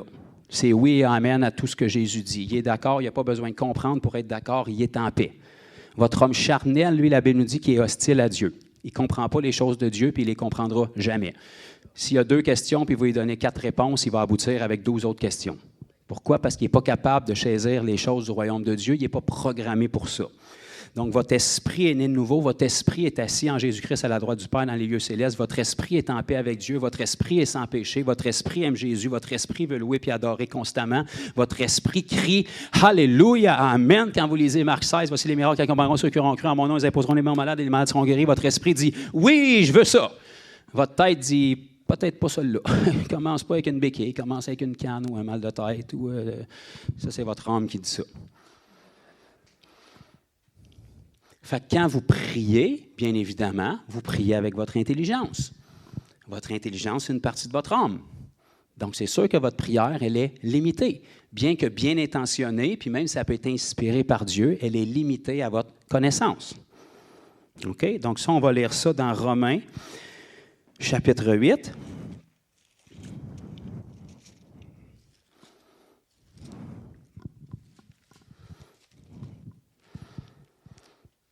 Ça nous dit dans Romains chapitre 8 à partir du verset 26. De même aussi l'Esprit, E majuscule, donc ça c'est le Saint-Esprit, l'Esprit de Jésus, l'Esprit de Dieu, nous aide dans notre faiblesse. Bon, apparemment on en a de ça. Car nous ne savons pas ce qu'il nous convient de demander dans nos prières. Là, Paul ne parle pas à des incroyants ici, là, c'est à Rome, l'Église de Rome. 2 chapitres précédemment, il nous dit qu'ils ont été baptisés. Ne savez-vous pas, vous tous qui avez été baptisés en Jésus-Christ, que c'est en sa mort que vous avez été baptisés? Mais il parle à des chrétiens nés de nouveau à Rome. Et il leur dit, car nous ne savons pas ce qu'il nous convient de demander dans nos prières. Vos prières sont limitées, comme les miennes, à la connaissance intellectuelle qu'on a des besoins, puis de nos besoins, puis des besoins autour de nous. Mais même si tu sais qu'il y a une personne autour de toi qui est en besoin, tu ne connais peut-être pas plus la solution. Tu peux prier pour son besoin, mais tu ne peux peut-être pas nécessairement prier pour la solution, parce que la solution que tu as pour elle, ce n'est peut-être pas du tout la solution que Dieu a pour elle. Tu peux prier pour tes besoins, mais bien souvent, ce que toi t'attribues à tes besoins, c'est des caprices, puis le Seigneur ne veut pas te donner ce que tu veux, il veut te donner ce que tu as besoin. Et toi, tu pries pour ce que tu veux, puis tu es frustré contre Dieu quand il ne te le donne pas. Mais s'il te donnerait ce que tu as de besoin, tu réaliserais en fait que ce que tu voulais, ce n'était pas du tout ce que tu avais besoin, puis ce qu'il t'a donné, c'était vraiment tes besoins, puis maintenant, tes désirs sont changés. Mais tu es bien intentionné dans tout ça, mais tu es limité dans ta connaissance. Donc, Dieu le sait, ça, puis il nous dit, car nous ne savons pas ce qu'il nous convient de demander dans nos prières, mais l'Esprit, E majuscule, le Saint-Esprit, l'Esprit de Dieu, le seul et unique, l'Esprit lui-même intercède. L'Esprit intercède par des soupirs inexprimables. C'est pour ça que ça sonne comme du chinois, parce que ce n'est pas ta langue, c'est ses soupirs à lui, puis c'est un langage céleste, et c'est un langage d'ange aussi. Bon, il n'y a pas eu beaucoup d'emmerde là-dessus. Les anges ont des langages, les anges ont des langues, les êtres humains ont des langues. Paul va dire, quand il va nous parler de l'amour, que l'amour, c'est la plus importante. Si quelqu'un a la foi pour déplacer des montagnes, ça peut être le meilleur prophète de la planète. S'il n'a pas l'amour, il ne serait rien. Il peut parler les langues des hommes et des anges. De toute évidence, les hommes ont des langues, les anges ont des langues. Les anges demeurent où? Au ciel. Parce qu'il y a un dialecte céleste, il y a un dialecte terrestre aussi. Donc, ça nous dit ici que l'Esprit, E majuscule, lui-même, parce qu'il vit en nous, intercède par des soupirs inexprimables. Il intercède à qui? À qui qu'on intercède d'habitude? À Dieu. Donc, l'Esprit de Dieu intercède à Dieu le Père, qui est la même personne. Donc, celui qui exauce les prières, puis celui qui est pris, c'est arrangé, cette histoire-là. D'après moi, il va avoir bien du succès, là. Et celui qui sonde les cœurs connaît quelle est la pensée de l'Esprit, parce que c'est selon Dieu qu'il intercède en faveur des saints. Donc, l'Esprit qui connaît le cœur de Dieu pour toi, qui habite dans ton cœur, il sonde le cœur de Dieu et il prie favorablement les choses que Dieu a dans son cœur pour ta vie. Mais toi, tu aimes mieux prier en français parce que ça sonne mieux. Et là, il y a ce fameux verset qui arrive par après, que la majorité des chrétiens connaissent, mais qui ne lisent souvent pas les 2 versets préalablement qu'on vient de lire. Et à cause de ça, quand on fait ça, quand on saisit ça, quand on remet notre vie dans l'intercession en esprit, là, il va se passer, qu'est-ce qu'on s'apprête à lire dans le verset 28? Nous savons du reste de quoi? Du reste de ce qu'on vient de lire. Nous savons du reste que toute chose concourt au bien de ceux qui aiment Dieu. Assis-toi avec 10 chrétiens, puis parle-leur de comment ça va dans leur vie, puis c'est assez rare que toute chose concourt au bien. Pourtant, ils peuvent répéter le verset puis le coller sur le frigidaire. Mais la Bible nous dit du reste, toute chose concourt au bien. Pourquoi du reste? Parce que c'est le reste de ce qui a été fait avant. Comment tu veux que les choses concourent au bien dans ta vie? Bien, tu laisses l'Esprit qui connaît ton futur intercéder pour ton futur la veille, pour que quand tu arrives à ton lendemain, les choses concourent au bien plutôt que concourir au mal. Merci, Val. Vous allez voir quelque chose de merveilleux dans le psaume 139, à partir du verset 15 et 16. On va le lire là, textuellement ensemble. Si vous voulez être découragé, il ne faut pas lire psaume 139, là, parce que vous n'aurez comme pas le choix d'être de bonne humeur. Ça nous dit ici dans psaume 139 par notre frère David, qui n'était même pas né de nouveau, qui n'avait même pas le Saint-Esprit comme nous, qui soupirait prophétiquement pour avoir ce que nous, on a aujourd'hui, puis il priait à Dieu, « Seigneur, donne-moi un cœur nouveau et un esprit bien disposé. » Il est en train de parler du miracle de la nouvelle naissance que nous, on a aujourd'hui. Lui, il ne l'avait même pas. Cet homme-là, quand l'Esprit venait sur lui, il était inspiré pour des chants, des cantiques, dont le psaume 139, puis il nous dit ici, verset 15, « Mon corps n'était point caché devant toi lorsque j'ai été fait dans le lieu secret, tissé dans les profondeurs de la terre. » Moi, je pensais que c'était les profondeurs de ma mère, mais non. Avant même que tu te retrouves dans ta mère, il t'a créé dans son plan parfait dans les profondeurs de la terre. Demande-y, je ne peux pas t'expliquer. Quand je n'étais qu'une masse informe, évidemment, avant d'être forme, tu étais informe, tes yeux me voyaient. Donc, pour qu'il te voie quand tu étais informe, ça veut dire qu'il y avait une idée de la forme avant que tu sois formé. Parce que pour que quelque chose existe, il faut d'abord qu'il ait été conçu, pensé. Donc, quand je n'étais qu'une masse informe, tes yeux me voyaient. Quelle belle information! Et sur ton livre étaient tous inscrits, sur ton livre. Le livre de qui? Le livre de celui qui t'a formé quand tu étais dans les profondeurs de la terre. Sur son livre étaient tous inscrits. J'ai-tu dit tous inscrits? Okay. Tous inscrits, quoi? Les jours qui m'étaient destinés avant qu'aucun d'eux n'existât. Hey! Il s'est pris d'avance, là.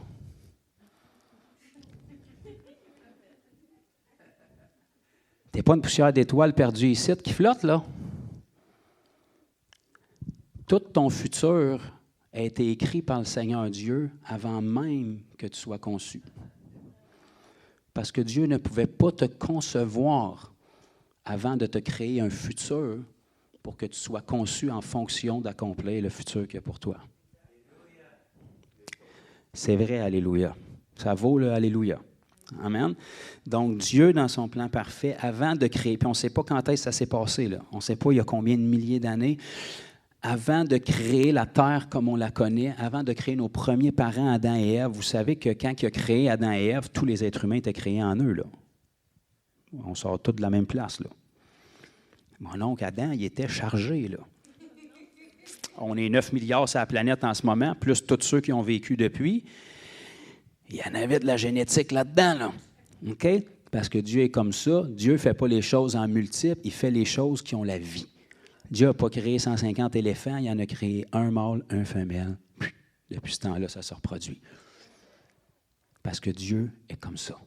Dieu est un Dieu de vie, et quand il crée quelque chose, sa vie est dans cette chose-là, et ça se reproduit. Pourquoi vous pensez que Dieu nous a fait avec la poussière de la terre?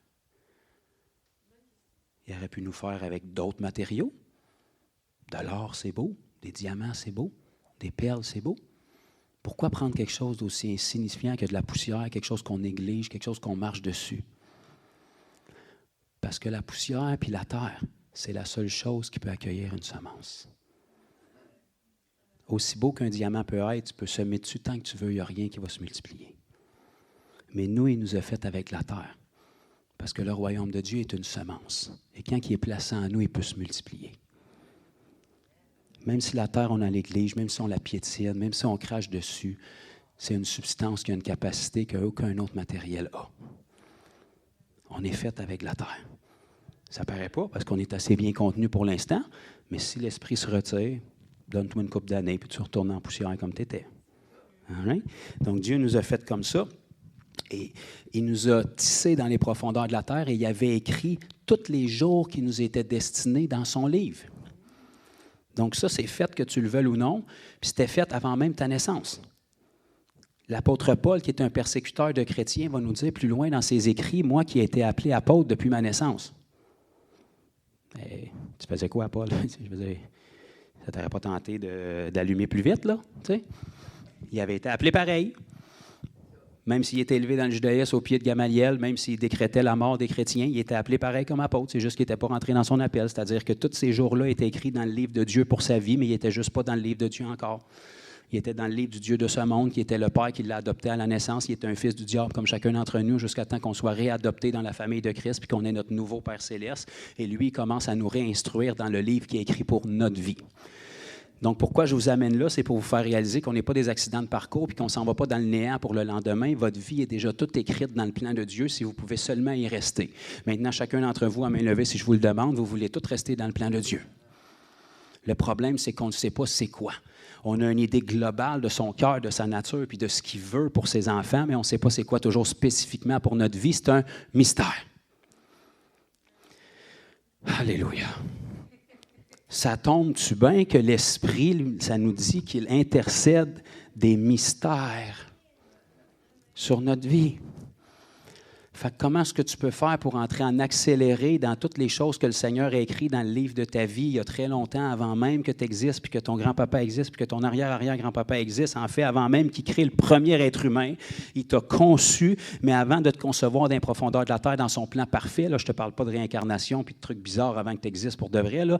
Tout le monde, avant d'exister physiquement, a existé dans le plan parfait de Dieu. C'est pour ça que Jésus est l'agneau immolé depuis toute éternité, avant même la fondation du monde. Parce que dans le plan parfait de Dieu, il avait déjà été immolé, même s'il n'était pas venu à l'existence encore pour être l'agneau immolé. Donc, Dieu, il t'a créé, mais il t'a créé avec un plan et une destinée pour ta vie. Et ça, quand tu viens à lui, tu rentres dans le livre qui est écrit pour toi, mais tu ne connais pas les prochaines pages de ton livre. Par contre, c'est là, puis c'est un mystère. Et la seule personne qui connaît ce qu'il y a décrit dans le livre, c'est celui qui l'a écrit. Dieu. Et ce Dieu-là vient vivre en toi par son esprit. Donc, quand tu parles en langue, la Bible nous dit que tu ne parles pas à l'homme, mais tu parles à Dieu. Et c'est l'esprit qui intercède des mystères.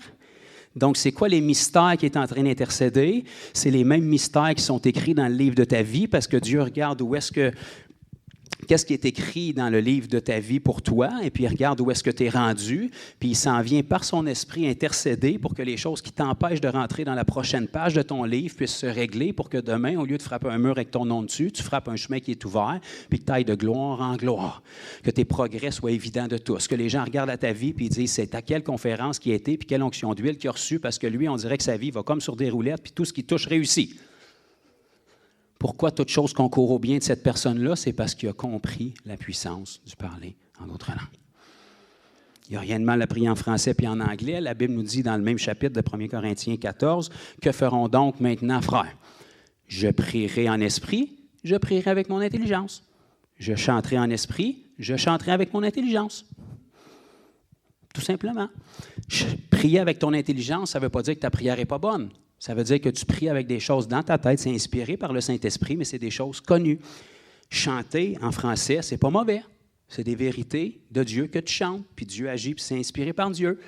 Mais prier en esprit, puis chanter en esprit, c'est un autre niveau, c'est d'autres choses. Puis la Bible veut qu'on fasse les deux.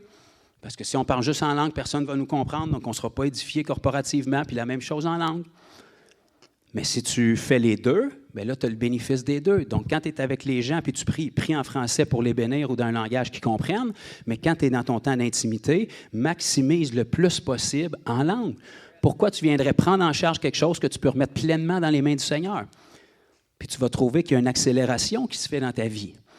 Pourquoi? Parce que ta prière est parfaite. Si la Bible est vraie, puis que les langues sont vraiment ce que la Bible nous dit qu'ils sont. Quand tu parles en langue, la Bible te dit que ton intelligence est stérile. C'est l'Esprit en toi qui intercède des mystères sur ta vie. Hey!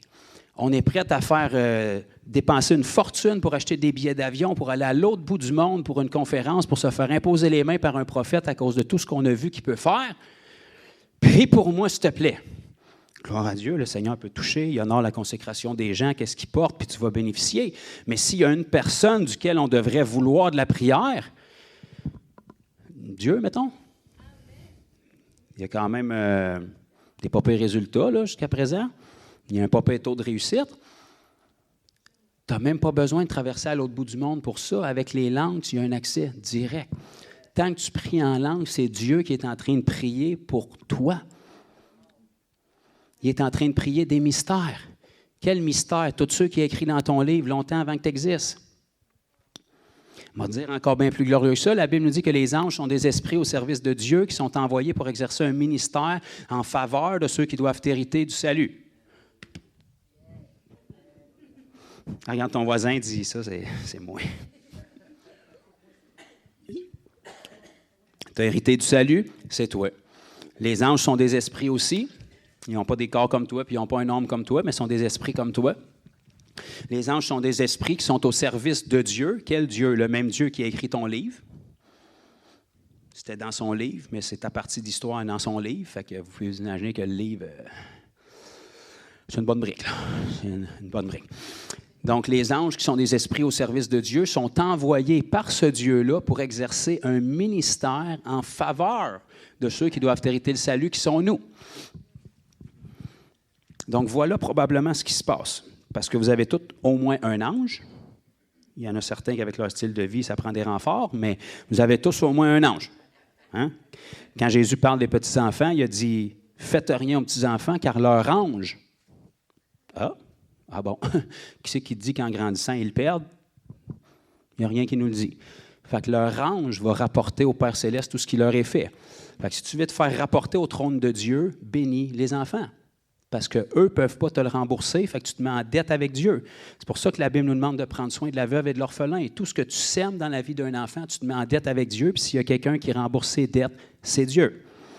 Dès le moment que tu sèmes dans la vie d'un enfant qui ne peut pas te le rapporter, son ange va le rapporter direct au trône de Dieu, puis Dieu est en dette avec toi. Donc, les anges sont là pour faire du ministère en notre faveur. Donc, voilà probablement ce qui se passe. Ils sont là, sont attitrés sur ton cas. Ils regardent où est-ce que tu es dans ta vie puis ta marche de foi, puis ils regardent ce qui est écrit dans le livre que Dieu a écrit sur ta vie. Tu devrais être là, tu es là en ce moment, donc voilà ce qui est là. Donc, on va aller faire qu'est-ce qui doit être fait. Mais ça ne se fait pas, parce que les anges obéissent à la parole de Dieu. Ils n'obéissent pas à ta parole, ils n'obéissent pas à des poèmes, ils obéissent à la parole de Dieu. Donc, qu'est-ce que tu peux faire? Bien, quand tu parles en langue, c'est Dieu qui est en train de parler. Donc, la prière de l'Esprit en toi monte direct au trône de Dieu, puis là, il y a quelque chose qui est scanné, puis les anges entendent la parole de Dieu, parce que Dieu est en train d'intercéder pour ta vie, pour que les mystères qui sont écrits dans le livre s'accomplissent. Donc, ils regardent ce qui est écrit dans le livre, ils regardent où est-ce que tu es, ils prennent leur prochain mandat, puis là, ils décollent, puis ils s'en viennent, puis là, ils viennent intervenir en douce dans ta vie, pendant que toi, tu parles en langue, puis tu as l'impression de perdre ton temps. Puis que le monde autour de toi te dit, c'est plus pour aujourd'hui, fais attention à ce que tu fais, puis tatati, puis tatata, puis c'est du diable, puis c'est qui te dit que c'est l'esprit qui parle à travers toi, parce que les sorciers parlent aussi en langue, bien, si le diable est capable de parler en langue, probablement que le Seigneur aussi, fait que arrête de donner de la puissance au diable, puis il n'y a rien que le diable peut faire que Dieu ne peut pas faire. Jésus a dit, si donc méchant comme vous l'êtes, vous savez donner de bonnes choses à vos enfants, à combien de plus forte raison mon Père qui est dans les cieux ne vous donnera-t-il pas son esprit si vous le demandez? Donc, si tu parles en langue pour honorer Dieu puis glorifier Dieu, pourquoi c'est le diable qui parlera à travers toi? Dieu connaît ton cœur, puis il veut t'inspirer, puis il veut bien plus que toi que tu parles en langue.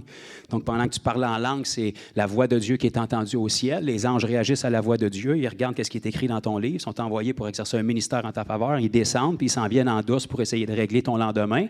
Parce qu'eux autres aussi ne sont pas dans la notion du temps, donc ils sont capables d'aller dans ton lendemain, comme ils sont capables de se promener là-dedans. Donc, demain, au lieu de frapper un mur, tu arrives à ton lendemain, puis là, le chemin est ouvert. Pourquoi? Parce que tu as parlé en langue la veille, puis tu as intercédé des mystères sur ta vie, puis les anges ont pu être relâchés pour aller tasser les choses que le diable avait mis comme embûche sur ta route pour pas que tu rentres davantage dans le livre de ta vie. Fait que là, quand tu arrives à ton lendemain, le chemin est déjà ouvert. Fait que ça te prend des nouveaux problèmes. Mais quand tu parles constamment en langue, ça n'affectera pas juste ton lendemain. Ça va affecter ton surlendemain, puis ta semaine, puis ton mois prochain, puis ton année prochaine. Donc, tu vas t'arranger pour que toute chose concourt à ton bien parce que tu prépares les choses à l'avance, parce que tu te défriches à l'avance, parce que tu permets au Seigneur Jésus, qui est en dehors du temps, de se rendre dans ton futur ou d'envoyer les anges dans ton futur pour préparer les choses à l'avance. Ça, c'est la puissance du parlant d'autres langues. Ça prépare ton lendemain, ça accélère les choses. Donc, la Bible nous dit que celui qui parle en langue s'édifie lui-même. Il est en train de se construire. Donc, quand tu es né de nouveau, ton esprit est pleinement connecté avec le Seigneur Jésus, pleinement connecté avec le trône de Dieu. La seule partie de toi, comme j'ai dit tantôt, qui est incrédule, qui a des doutes, qui a des oppositions, c'est ton âme. Donc, Dieu le savait parce qu'il est Dieu, puis parce qu'il est venu en Jésus. Puis quand il a vécu en Jésus, il a vécu dans les mêmes paramètres que nous. La Bible nous dit que pour être un sacrificateur compatissant, il fallait qu'il souffre comme nous puis qu'il soit tenté en toutes choses. Il n'y a rien que tu as vécu dans ta misère quand tu penses que tu es le nombril du monde et que tu es la personne la plus attaquée sur la planète, là, que le Seigneur Jésus n'a pas vécu. Probablement pire que toi. Pour ça qu'il peut être compatissant envers toi. Il était humain comme nous. Donc, il sait ce que c'est d'être humain puis d'avoir cette sensation-là de séparation avec Dieu. D'avoir ce désir-là en dedans de nous où est-ce qu'on est connecté dans l'esprit, mais qu'il y a toujours des doutes qui viennent dans nos pensées, il y a toujours de l'opposition. C'est pour ça que le Seigneur nous donne un moyen qui est accéléré, où est-ce il nous permet, par le parler en langue, de bypasser la seule partie de nous qui s'oppose à Dieu.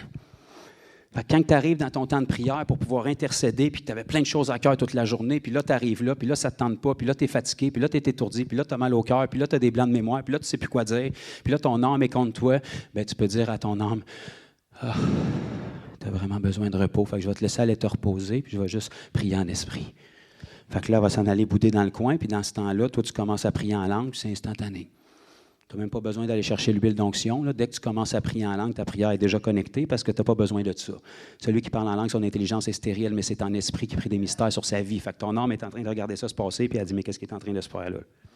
J'ai pas eu mon mot à dire. Qu'est-ce qu'il dit là? Mais je ne sais pas qu'est-ce qu'il dit. Qu'est-ce qu'on va faire avec ça? Probablement que Dieu va intervenir. Fait que là, je vais être encore obligé d'être assujetti. Fait que là, ton âme est témoin de l'histoire, puis elle n'est pas en contrôle de rien, puis ton esprit est en train de prier des mystères sur ta vie, puis là, toi, tu es fortifié, puis tu ressors de là, puis ça te prend d'autres problèmes parce que tu es rempli de joie. Vous savez, la majorité des choses que je vous apporte ici ou n'importe où ailleurs, c'est pas parce que j'ai du temps à perdre de trouver un message. J'ai aucune idée quoi vous dire. Fait que je rentre en langue puis je prie en langue jusqu'à temps que le Seigneur le donne, le message. Parce que quand vous parlez en langue assez longtemps, à un moment donné, il y a un don qui est rattaché à ça qui s'appelle le don d'interprétation des langues. Fait que si vous parlez en langue, votre âme il est très, très, très lent, mais il va finir par catcher des bouts. Puis à un moment donné, après 5, 10, 15 minutes que vous parlez en langue, quand vous n'aviez aucune idée pourquoi prier, quand vous êtes rentré dans votre lieu secret, bien là, tout d'un coup, il y a un paquet d'affaires qui vont commencer à vous monter dans le cœur. Vous allez commencer à penser à vos amis de primaire, de 4e année que vous n'avez jamais vus, puis vous dites, pourquoi je pense à lui? Bien, c'est parce que tu l'as prié en langue, ça fait 5 minutes, c'est juste que tu ne l'as pas compris.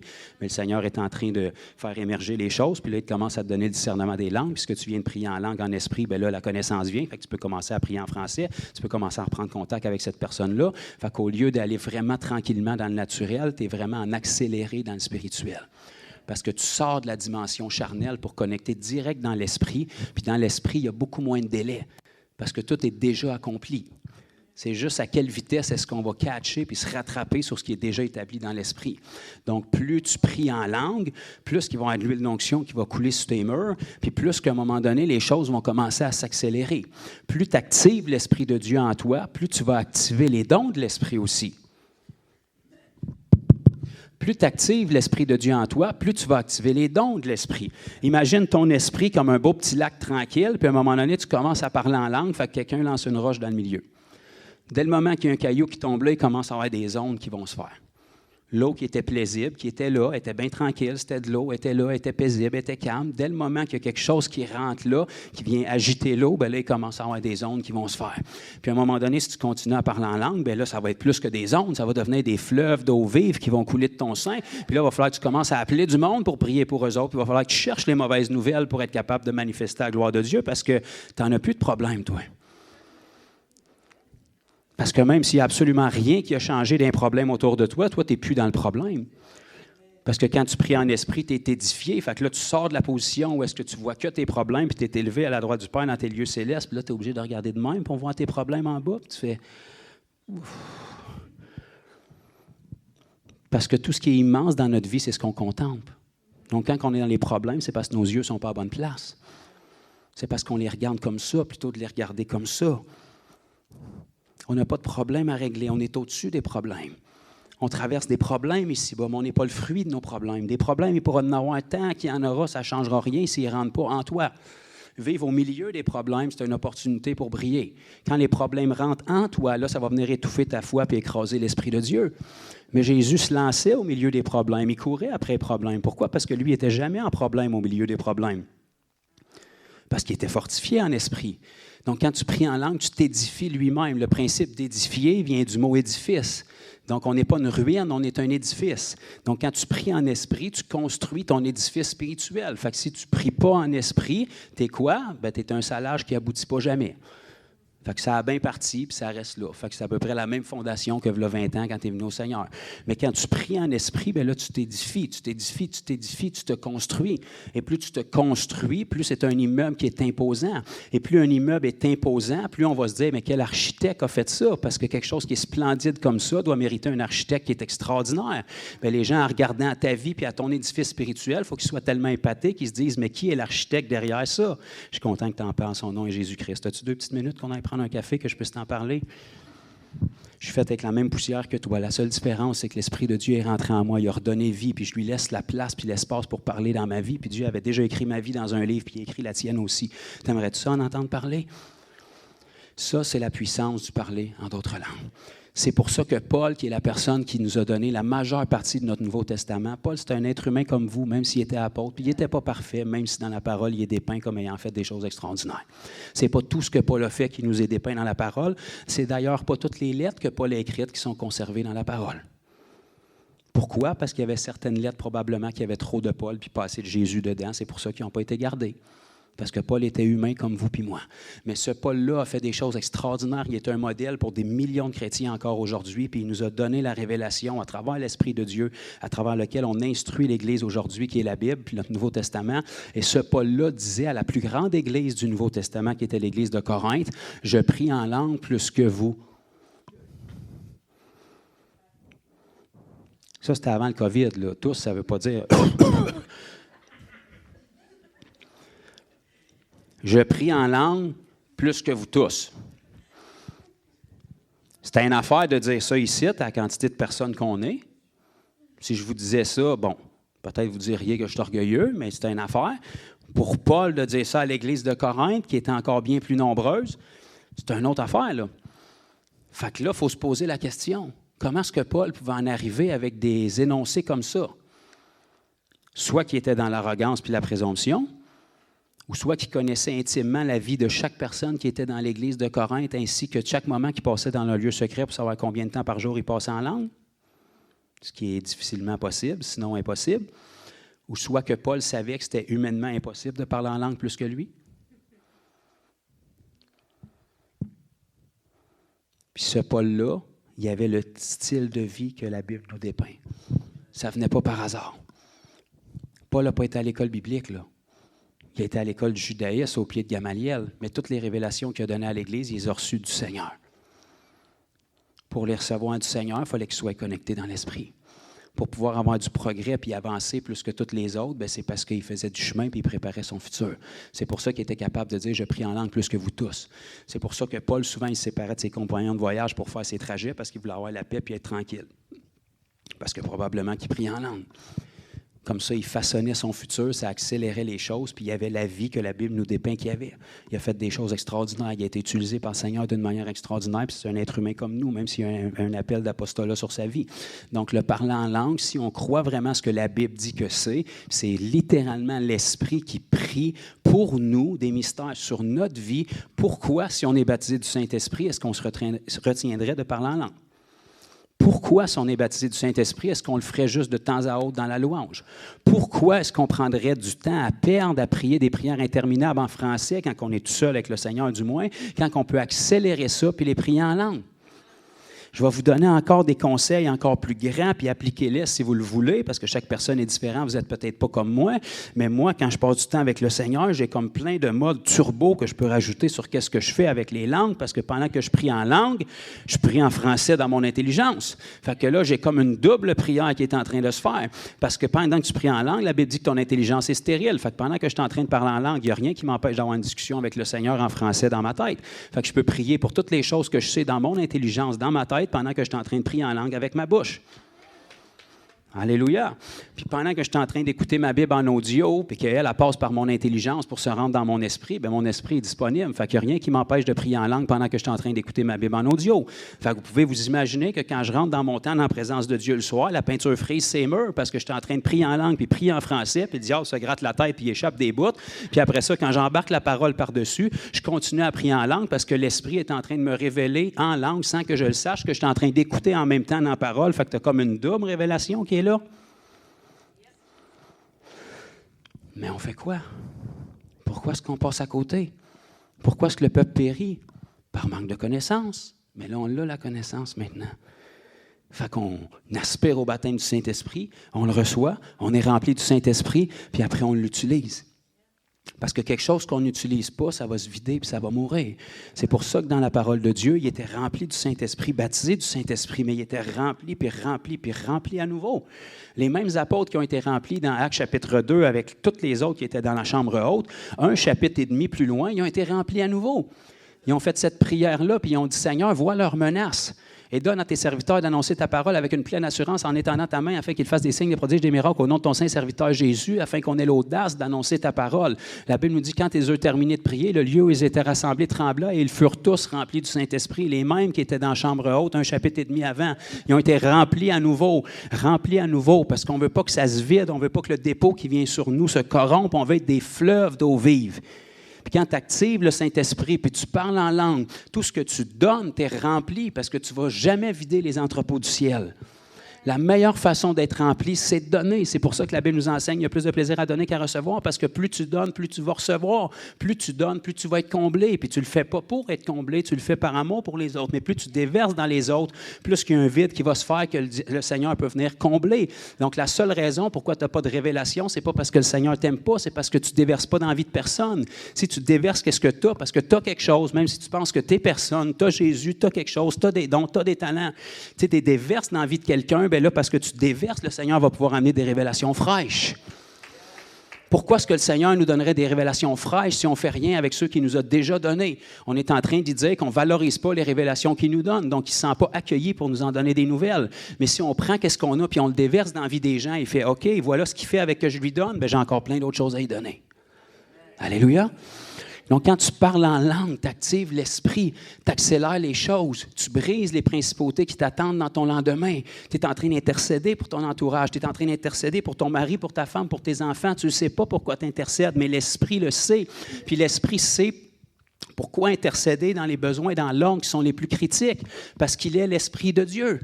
Tu es peut-être en train d'intercéder, tu es rempli de bonne volonté, mais tu es en train de prier pour quelque chose qui va se passer juste dans 5 ans, puis tu es loin d'être rendu là.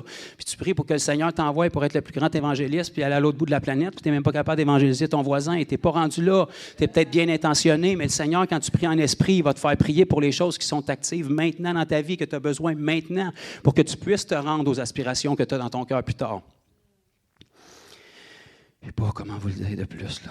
Je ne veux pas m'emporter, mais c'est quand même important le parler en langue. Fait que si on le reçoit, on le chérit et on l'utilise. Puis on l'utilise pour que ça soit une terreur pour le diable, là. Comprenez que quand c'est l'Esprit qui intercède à travers vous, le diable n'a aucune idée du deal qui est en train de se passer non plus, là. Il est déconnecté de la situation. Les démons sont juste témoins de ce qui se passe. Mais ils n'ont aucune idée de ce que vous êtes en train de prier. Et non seulement ça, ça les tourmente. La majorité du temps, si vous êtes en manifestation démoniaque avec des gens puis vous parlez en langue, vous allez même les entendre. Ils vont commencer à vous insulter. Ferme-toi, ferme ta boîte, arrête de dire ça, arrête de prier. Pourquoi tu me fais ça? Parce qu'ils ne peuvent pas tolérer ça. C'est un langage céleste, ça les tourmente, ça les fait souffrir. Donc, si tu veux sortir des amis invisibles de ta vie, passe du temps en langue, ça va faire du ménage aussi. Ça va avoir un bénéfice sur tout ton corps. Tournez avec moi dans Jude, j'ai un autre verset après, puis par la grâce de Dieu, on arrête, vous allez pouvoir aller manger vos hot dogs. Jude, il a failli pas se rendre dans la Bible, notre frère Jude. Gloire au Seigneur. Ils l'ont rattrapé juste à temps. Jude, bien évidemment, qui était le frère de Jésus dans la chair, un de ses 4 frères. Désolé pour ceux qui pensaient que Marie était vierge encore, là. Donc, Jésus avait 4 frères et des sœurs. Je suis désolé, je ne peux pas vous dire d'autre chose. Donc, dans Jude, chapitre 1 et le verset 20-21, vous allez lire ici. Donc, c'est Jude, le même frère qui se moquait de son frère Jésus dans les évangiles, qui ne croyait pas. C'est le même Jude qui s'est converti en cours de route. Puis ici, il nous dit, « Pour vous, bien-aimés, vous édifiant vous-même sur votre très sainte foi. » Comment est-ce qu'on fait ça? En priant par le Saint-Esprit. Donc là, je sais que vous allez avoir des milieux chrétiens qui vont vous dire prier par le Saint-Esprit. Ça ne veut pas dire prier en langue, ça veut dire prier en français ou dans votre langue, mais avec l'inspiration du Saint-Esprit. Mais ça ne colle pas du tout avec 1 Corinthiens 14 qui nous dit « Je prierai avec mon intelligence et je prierai en esprit ».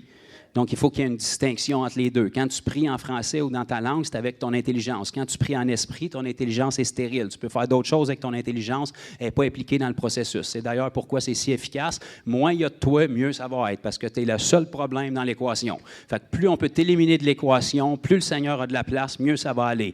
Donc, Jude disait ici, « Pour vous, bien-aimés, édifiant vous-même sur votre très sainte foi. » Donc, on a un travail à faire. Le Seigneur nous donne l'esprit, il nous donne les langues, il nous donne l'information, mais il faut qu'on le fasse.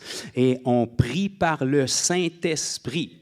C'est ça qui va nous édifier sur notre foi. Avoir la foi, c'est bien. C'est la clé qui t'a permis d'accéder à la grâce de Dieu. Ça t'a donné le salut. Yeah, merci Seigneur. Gloire à Dieu.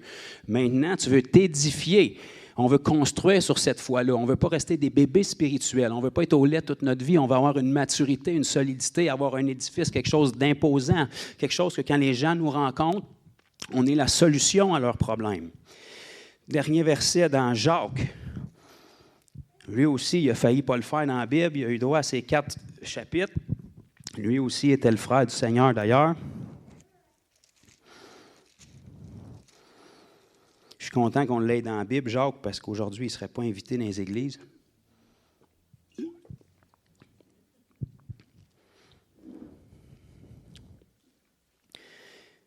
Jacques, chapitre 3.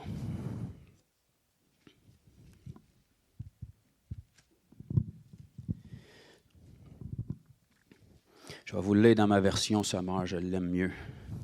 Jacques, chapitre 3 et le verset 2. Bon, Jacques, il ne serait pas invité dans la majorité des églises parce qu'il prêchait des choses terre à terre très, très simples et des trucs pratiques comme la foi sans les œuvres est morte. Si tu as la foi sans les œuvres, qui c'est qui te dit que tu as la foi? Puis si ta foi est morte, qui c'est qui te dit que tu es sauvé? Fait que vous comprenez qu'il ne serait pas le bienvenu.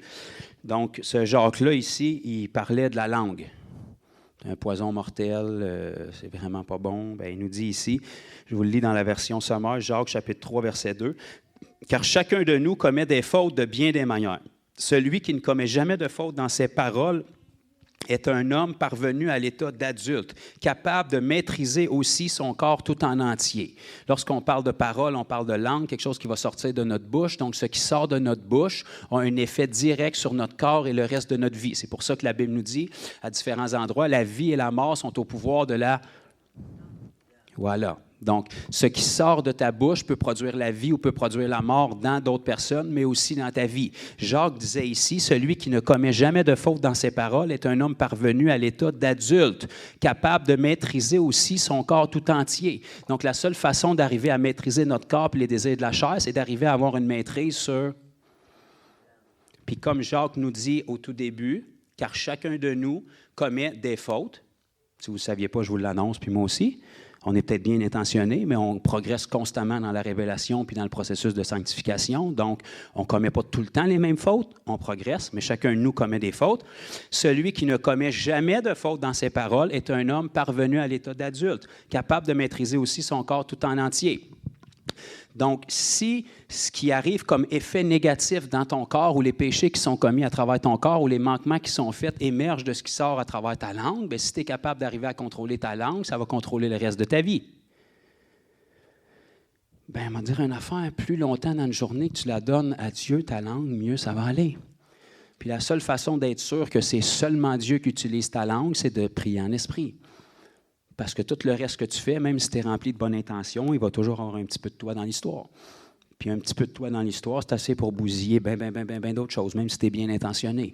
Fait que plus tu parles en langue, plus tu soumets ta langue à Dieu, plus est-ce que ton corps va être contrôlé, que les désirs du corps vont être contrôlés, que ta santé va être affectée, que ton âme et tes émotions vont être affectées parce que tu soumets ta langue à Dieu. Et la Bible nous dit la vie et la mort sont au pouvoir de la langue. Donc, si c'est l'esprit qui parle à travers toi, l'esprit, c'est l'esprit de vie. Donc, c'est que la vie que tu vas parler. Et si c'est que la vie qui sort de la bouche, ça va produire la vie en toi, puis ça va produire la vie autour de toi.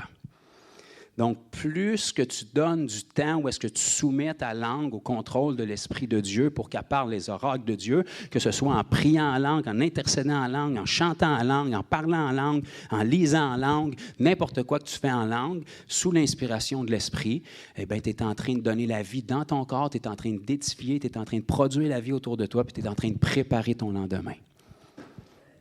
Pourquoi tu passerais à côté de quelque chose comme ça? Pourquoi tu laisserais le diable te voler d'une grâce qui est aussi simple, aussi gratuite, aussi accessible que ça? Pourquoi est-ce que le parler en langue serait une expérience de 20 ans quand tu as eu un frisson et que tu as été baptisé du Saint-Esprit? Pourquoi est-ce qu'on l'utiliserait juste dans des moments propices ici et là ou dans les églises qui l'acceptent? Pourquoi est-ce qu'on se restreindrait de quelque chose d'aussi puissant que ça? C'est une clé extraordinaire que le diable a voulu persécuter, pervertir et dérober à l'Église pour les garder dans le monde naturel. Ou est-ce que leur prière est là plutôt de pouvoir être là? Une des meilleures façons d'améliorer ta vie de prière aussi dans le naturel, c'est de prier en esprit. Parce que plus tu pries en esprit, plus tu vas avoir les révélations du cœur de Dieu aussi en dedans de toi, puis plus ta façon de prier en français va changer. Parce que tu vas prier les désirs de Dieu, le cœur de Dieu. Alléluia! Amen. Avez-vous appris un petit quelque chose? Avez-vous retenu un petit quelque chose? Les langues, c'est un moyen extraordinaire, puis c'est le meilleur moyen que Dieu a pourvu pour nous permettre de contourner surnaturellement le seul terrain d'action de l'incrédulité dans vos vies pour offrir à Dieu une prière parfaite. Donc, peu importe l'état dans lequel vous êtes quand vous commencez à prier, peu importe la journée que vous avez, peu importe l'entourage, puis l'atmosphère, puis le climat qui est autour de vous, ça n'a rien à voir avec l'Esprit de Dieu en vous. Lui, il est connecté direct au trône de Dieu. Donc, quand vous commencez à prier en langue, vous n'êtes pas obligé de vous mettre dedans.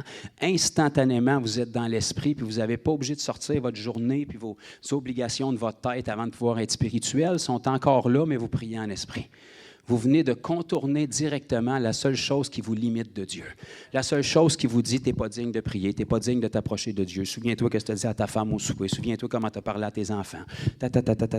Puis là, tu es en train de prier, mais tu n'as aucune idée de ce que tu dis parce que tu es juste en train de dialoguer avec toi-même. Instantanément, tu commences à prier en langue. Ta tête te dit la même chose, mais c'est juste que tu la laisses parler tout seul parce que direct, tu es connecté dans l'esprit. Puis instantanément, Dieu peut commencer à intervenir parce qu'il exauce ses prières. C'est ses prières. Dieu prie avec foi. Fait que quand il prie à travers toi, instantanément, ces mensonges-là vont commencer à briser. Fait qu'au lieu que ça prenne 1 heure avant de te mettre dedans, en dedans d'une couple de minutes, tu es déjà dedans, puis tu es en boule, puis tu pleures, puis tu ne sais même pas qu'est-ce que tu as fait. Parce que tu as prié en esprit, ça a changé l'atmosphère spirituelle dans tes pensées, puis autour de toi. Puis tu commences à faire des pas de géant, puis des progrès. Un chrétien qui est fort, c'est un chrétien qui s'édifie en esprit. Ça n'arrive pas tout seul, là. Les gens qui se démarquent dans la vie chrétienne, ce n'est pas parce qu'ils sont plus appelés puis plus aimés de Dieu. Là. Il y a quelqu'un quelque part qui paye le prix, il y a quelqu'un quelque part qui a saisi quelque chose, puis il y a quelqu'un quelque part qui se discipline. La grâce de Dieu, ça ne te tombe pas sur la tête toute ta vie par hasard. Il t'a sauvé par la grâce, mais il a fallu que tu prennes la décision d'y mettre foi. Tu restes accroché à sa grâce par ta foi. Puis tu grandis, puis tu progresses à la mesure où tu veux grandir puis progresser parce que lui, il est tout le temps disponible. Mais quand tu utilises ces moyens-là, tu donnes un accès, tu donnes le feu vert à Dieu dans ta vie. Tu te tasses de l'équation puis tu lui permets à journée longue de parler dans ta vie, de parler dans ta famille, de parler dans ton futur, de parler dans ton travail, de parler dans les décisions naturelles que tu dois prendre. Quelle maison j'achète, quel sort j'achète, où c'est que j'investis. Seigneur, parle dans ces choses-là, puis toi, tu t'en rends même pas compte, mais tu y laisses la place. Puis les gens, en regardant à ta vie, tôt ou tard, ils vont vouloir savoir pourquoi est-ce que toi, tu avances, pourquoi est-ce que tu progresses, pourquoi est-ce que tu es stable, pourquoi dans les saisons, quand tout le monde sont démolis, toi, tu excelles, pourquoi quand tout le monde sont à terre, toi, tu prends ton envol, qu'est-ce qui s'est passé? C'est parce que tu t'es préparé, tu t'es édifié sur ta très sainte foi, tu t'es forgé, tu t'es façonné. Puis là où tout le monde fesse des murs parce que le Seigneur n'a pas pu aller dans leur futur pour aplaner le sentier, toi, tu l'as fait. Tu as prié pour ton lendemain. Les anges ont été relâchés sur ta vie, puis ils ont été capables d'aller placer les choses dans ton lendemain pour que le livre de ta vie s'accomplisse. Et il n'y a pas de plus grande joie que de marcher dans le livre que le Seigneur a pour nous, puis de ne pas en sortir, puis de ne pas te prendre des détours. Parce que ce n'est pas parce que tu es né de nouveau que tu marches constamment dans le livre que Dieu a pour toi.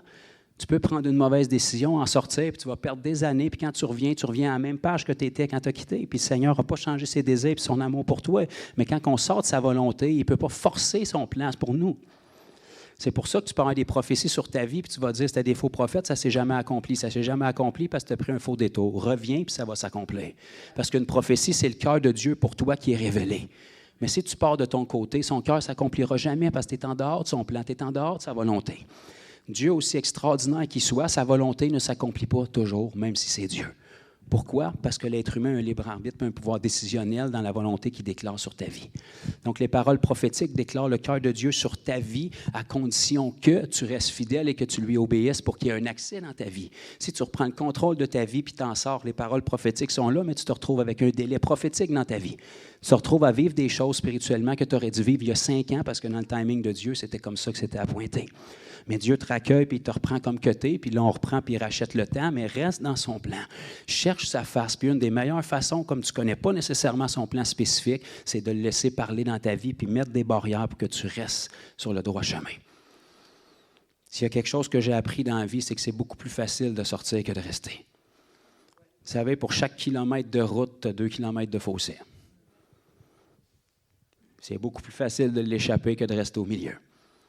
Puis comme tu n'as aucune idée de quel sens que la route va, tu es mieux d'avoir le bon pilote avec toi. Laisse-les préparer ton lendemain. Laisse-les façonner les choses. Laisse-les accélérer le processus. Amen. Salut, Annie. Si le problème technique est réglé, on va faire quelques petites mélodies célestes. Donc là, on va en profiter. Si vous n'êtes plus capable de rester assis sur votre banc, puis vous avez juste hâte de parler en langue, bien faites-les, puis décapez-moi la peinture ces murs, puis découvrez-vous des nouvelles langues. Si vous êtes ici, puis vous n'êtes pas baptisé du Saint-Esprit, puis vous voulez l'aide pour avoir le don des langues et tout ce qui vient avec le baptême du Saint-Esprit, on est là pour ça aussi. Ça va nous faire plaisir de prier pour vous. De toute façon, ce n'est pas nous autres qui baptisent, c'est le Seigneur. Nous, notre travail, c'est qu'une des façons en parole pour le recevoir, c'est par l'imposition des mains de ceux qui l'ont reçu. Ce n'est pas la seule façon, mais c'est une des façons. Donc, on veut prier pour que vous puissiez le recevoir.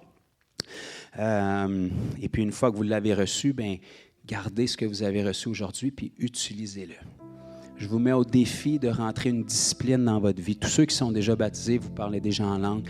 Combien de temps vous parlez en langue par jour? Dans la majorité des cas, je peux vous dire, c'est même pas chaque jour pour les chrétiens. C'est des fois même pas chaque semaine. Pour des chrétiens, ça fait des mois, puis pour beaucoup même des années. Ça démontre une chose. On ne croit pas ce que la Bible dit que c'est. On prend ça comme une expérience, comme une émotion, ou comme un outil pour fitter dans certains milieux quand on visite une église qui est un peu plus ailée. Mais si on croirait vraiment que les langues sont ce que la Bible dit qu'ils sont, qui est-ce qui ne veut pas que Dieu prie pour lui? Pourquoi on se priverait de quelque chose comme ça? Le Seigneur nous donne un moyen. Vous savez, la Bible nous enseigne à plus d'un endroit prier sans cesse. Bon, on dit tout amène à ça, mais qui c'est qui est capable de faire ça? Tu vas être en train au McDo en train de faire ta commande puis prier pendant que tu fais la commande. Là. Je veux dire, on a une vie, on a des responsabilités. La seule façon qu'on est capable de s'approcher de prier sans cesse, c'est dans l'esprit. Parce que notre esprit peut constamment prier en langue. C'est nous qui donne le call. L'esprit des prophètes est au contrôle des prophètes. L'esprit des langues qui nous inspire les langues est au contrôle de nous aussi. Tu décides de parler en langue, tu commences, tu décides d'arrêter, tu arrêtes. C'est comme ça. Pareil comme quand tu pries en français. Tu pries en français, tu décides de commencer à prier, tu décides d'arrêter. C'est pas parce que tu arrêtes que ce n'est pas l'esprit, là. Donc, c'est un privilège qu'on a que le diable a dérobé l'Église mais on se retrouve avec une Église qui est manquante aussi, qui est supposée d'être remplie du Saint-Esprit, mais qui a peu de puissance, qui retombe dans des péchés ou qui reste avec des péchés pendant des années, qui vit de dimanche en dimanche juste pour avoir une injection de Jésus, puis qui a peine à se rendre jusqu'au prochain dimanche. Pour ça, il faut mettre une réunion dans le milieu de la semaine pour pas que le monde abandonne leur foi entre les deux dimanches. C'est pas normal, ça. On est supposé d'être rempli et rempli et rempli et rempli. L'Esprit est supposé de bouillir et d'être vivant en nous. Mais nous, il l'a donné, c'est nous qui décidons ce qu'on fait avec, à quel point est-ce qu'on l'active, à quel point est-ce qu'on laisse le Seigneur prophétiser sur notre vie. Amen. Donc, pendant que ma sœur joue, élevez vos voix, louez le Seigneur, là, vous ne déferez pas l'ordre de l'assemblée, criez en langue, sautez en langue, faites des flips en langue. Si vous êtes baptisé du Saint-Esprit, même si vos langues sont poussiéreuses, ressortez-moi ça de là, puis ôtez la poussière de là-dessus, puis vous allez vous en rendre compte qu'il va en monter d'autres. Ça va vous faire que du bien. Vous allez reprendre un appétit pour ça. Ne négligez plus ça dans votre vie. Mettez-vous une discipline de donner un mal de tête au diable cette semaine. Il ne se passera pas une journée sans que je parle en langue. Si c'est 5 minutes pour commencer, ça sera 5 minutes. Moi, j'ai pris un pacte depuis septembre 2020 que ça allait être 1 heure par jour minimum, puis quand je jeûne, c'est encore plus que ça. Fait que je vous mets au défi de faire ça sans qu'il y ait des percées qui arrivent dans votre vie. Une semaine après que j'ai commencé à prendre ce pacte-là avec le Seigneur, j'ai commencé à avoir des gens venir à Christ comme ça. À partir de septembre 2020, pendant 1 an de temps, en plein COVID, on a baptisé une 40aine de personnes. L'année d'après, 35 personnes. Je faisais rien de différent à part prier en langue 1 heure par jour. On sortait, Annie et moi, on sortait les gens des eaux du baptême chez eux. Je sortais mon téléphone, j'avais des messages qui attendaient de monde qui voulait être baptisé la fin de semaine d'après. Je me rendais pour baptiser quelqu'un, puis quand j'étais en route, j'avais des messages qui rentraient de monde qui voulait être baptisé. En plein confinement. J'ai rien changé à ce que je faisais, là. Je continuais de prêcher, je continuais d'aimer le Seigneur, mais j'ai décidé de prendre ce don-là que j'avais toujours eu dans ma vie, mais de le pousser encore plus loin. Et où la ligne où est-ce que c'est dangereux de parler trop en langue? Je la cherche activement. Si vous la trouvez, je veux y aller avec vous, puis je veux qu'on aille voir l'autre côté qu'est-ce qu'il y a. Si c'est là la limite qu'on peut parler en langue avant que ça devienne dangereux, bien, je vais aller voir l'autre côté qu'est-ce qui arrive si je prie trop en langue. Le monde spirituel a infiniment plus à nous offrir. Puis comme on marche à tâtons, puis on n'a aucune idée où est-ce qu'on s'en va, on a tout avantage à laisser les rênes puis le contrôle à Jésus. Amen. Donc, élevez vos voix en langue. On va juste prendre un moment. Puis si vous n'êtes pas baptisé du Saint-Esprit ou que vous voulez un petit refresh, que c'est poussiéreux ou que vous avez attristé le Saint-Esprit pour X raisons parce que vous ne lui avez pas donné la voix nécessaire depuis peut-être un bon nombre d'années, bien, avancez. Ça va nous faire plaisir de prier pour vous pour cette touche-là. Seigneur Jésus, on te remercie pour cette grâce que tu nous donnes, cet accès illimité à ta présence. Merci pour cet esprit qui non seulement est venu nous libérer de nos péchés, est venu briser nos chaînes, mais cet esprit qui nous donne cette connexion avec toi, un accès direct auprès du Père. Cet esprit qui intercède des mystères sur notre vie. Seigneur, on te remercie d'être le Dieu qui a écrit notre vie d'avance. Merci parce que notre vie n'est pas un accident de parcours.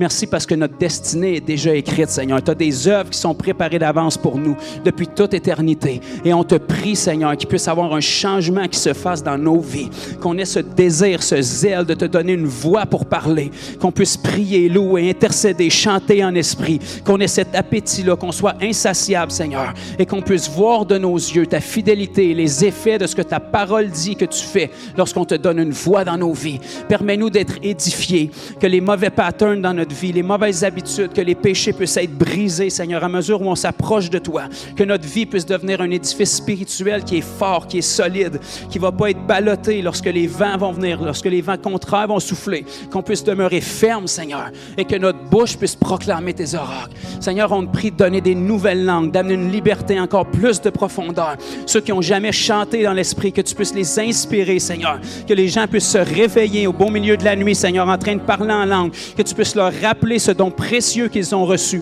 et que tout mensonge de l'ennemi qui amène les gens à négliger ce don-là soit brisé, qu'il y ait un feu ardent qui brûle à partir de ce matin, Seigneur, que les gens qui connaissent ton esprit, qui l'ont reçu, ne puissent pas s'empêcher de déverser, de mettre leur bouche et leur langue, Seigneur Dieu, à ton service, et que tout notre corps en bénéficie, Seigneur, et que tout le corps de Christ puisse en bénéficier.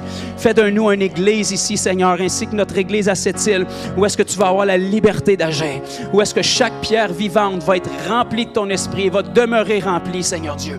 Donne-nous les révélations, donne-nous des chants, Seigneur, dans ces moments d'inspiration. Continue de nous donner des paroles prophétiques, Seigneur. Agis librement par ton esprit à travers le don des langues, Père. Que notre faiblesse humaine soit éliminée du processus et que ton esprit puisse parler librement. Touche à nouveau ce matin, Seigneur, chaque personne qui est présente. Donne-leur un rafraîchissement spirituel. Baptise de ton Saint-Esprit ceux qui ne l'ont pas reçu, Seigneur. Donne le don des langues à ceux qui ne l'ont pas reçu, Seigneur. On brise toute mensonge, toute chaîne de l'ennemi, toute fausse doctrine qui peut les bloquer, les restreindre. Et on appelle une révélation et une liberté dans l'esprit. Souffle maintenant, Seigneur. Rafraîchis. Laisse ta présence tangible venir sur mes frères et sœurs. Inspire-leur, pousse-les des nouvelles langues par ton esprit, Seigneur. Au nom puissant de Jésus.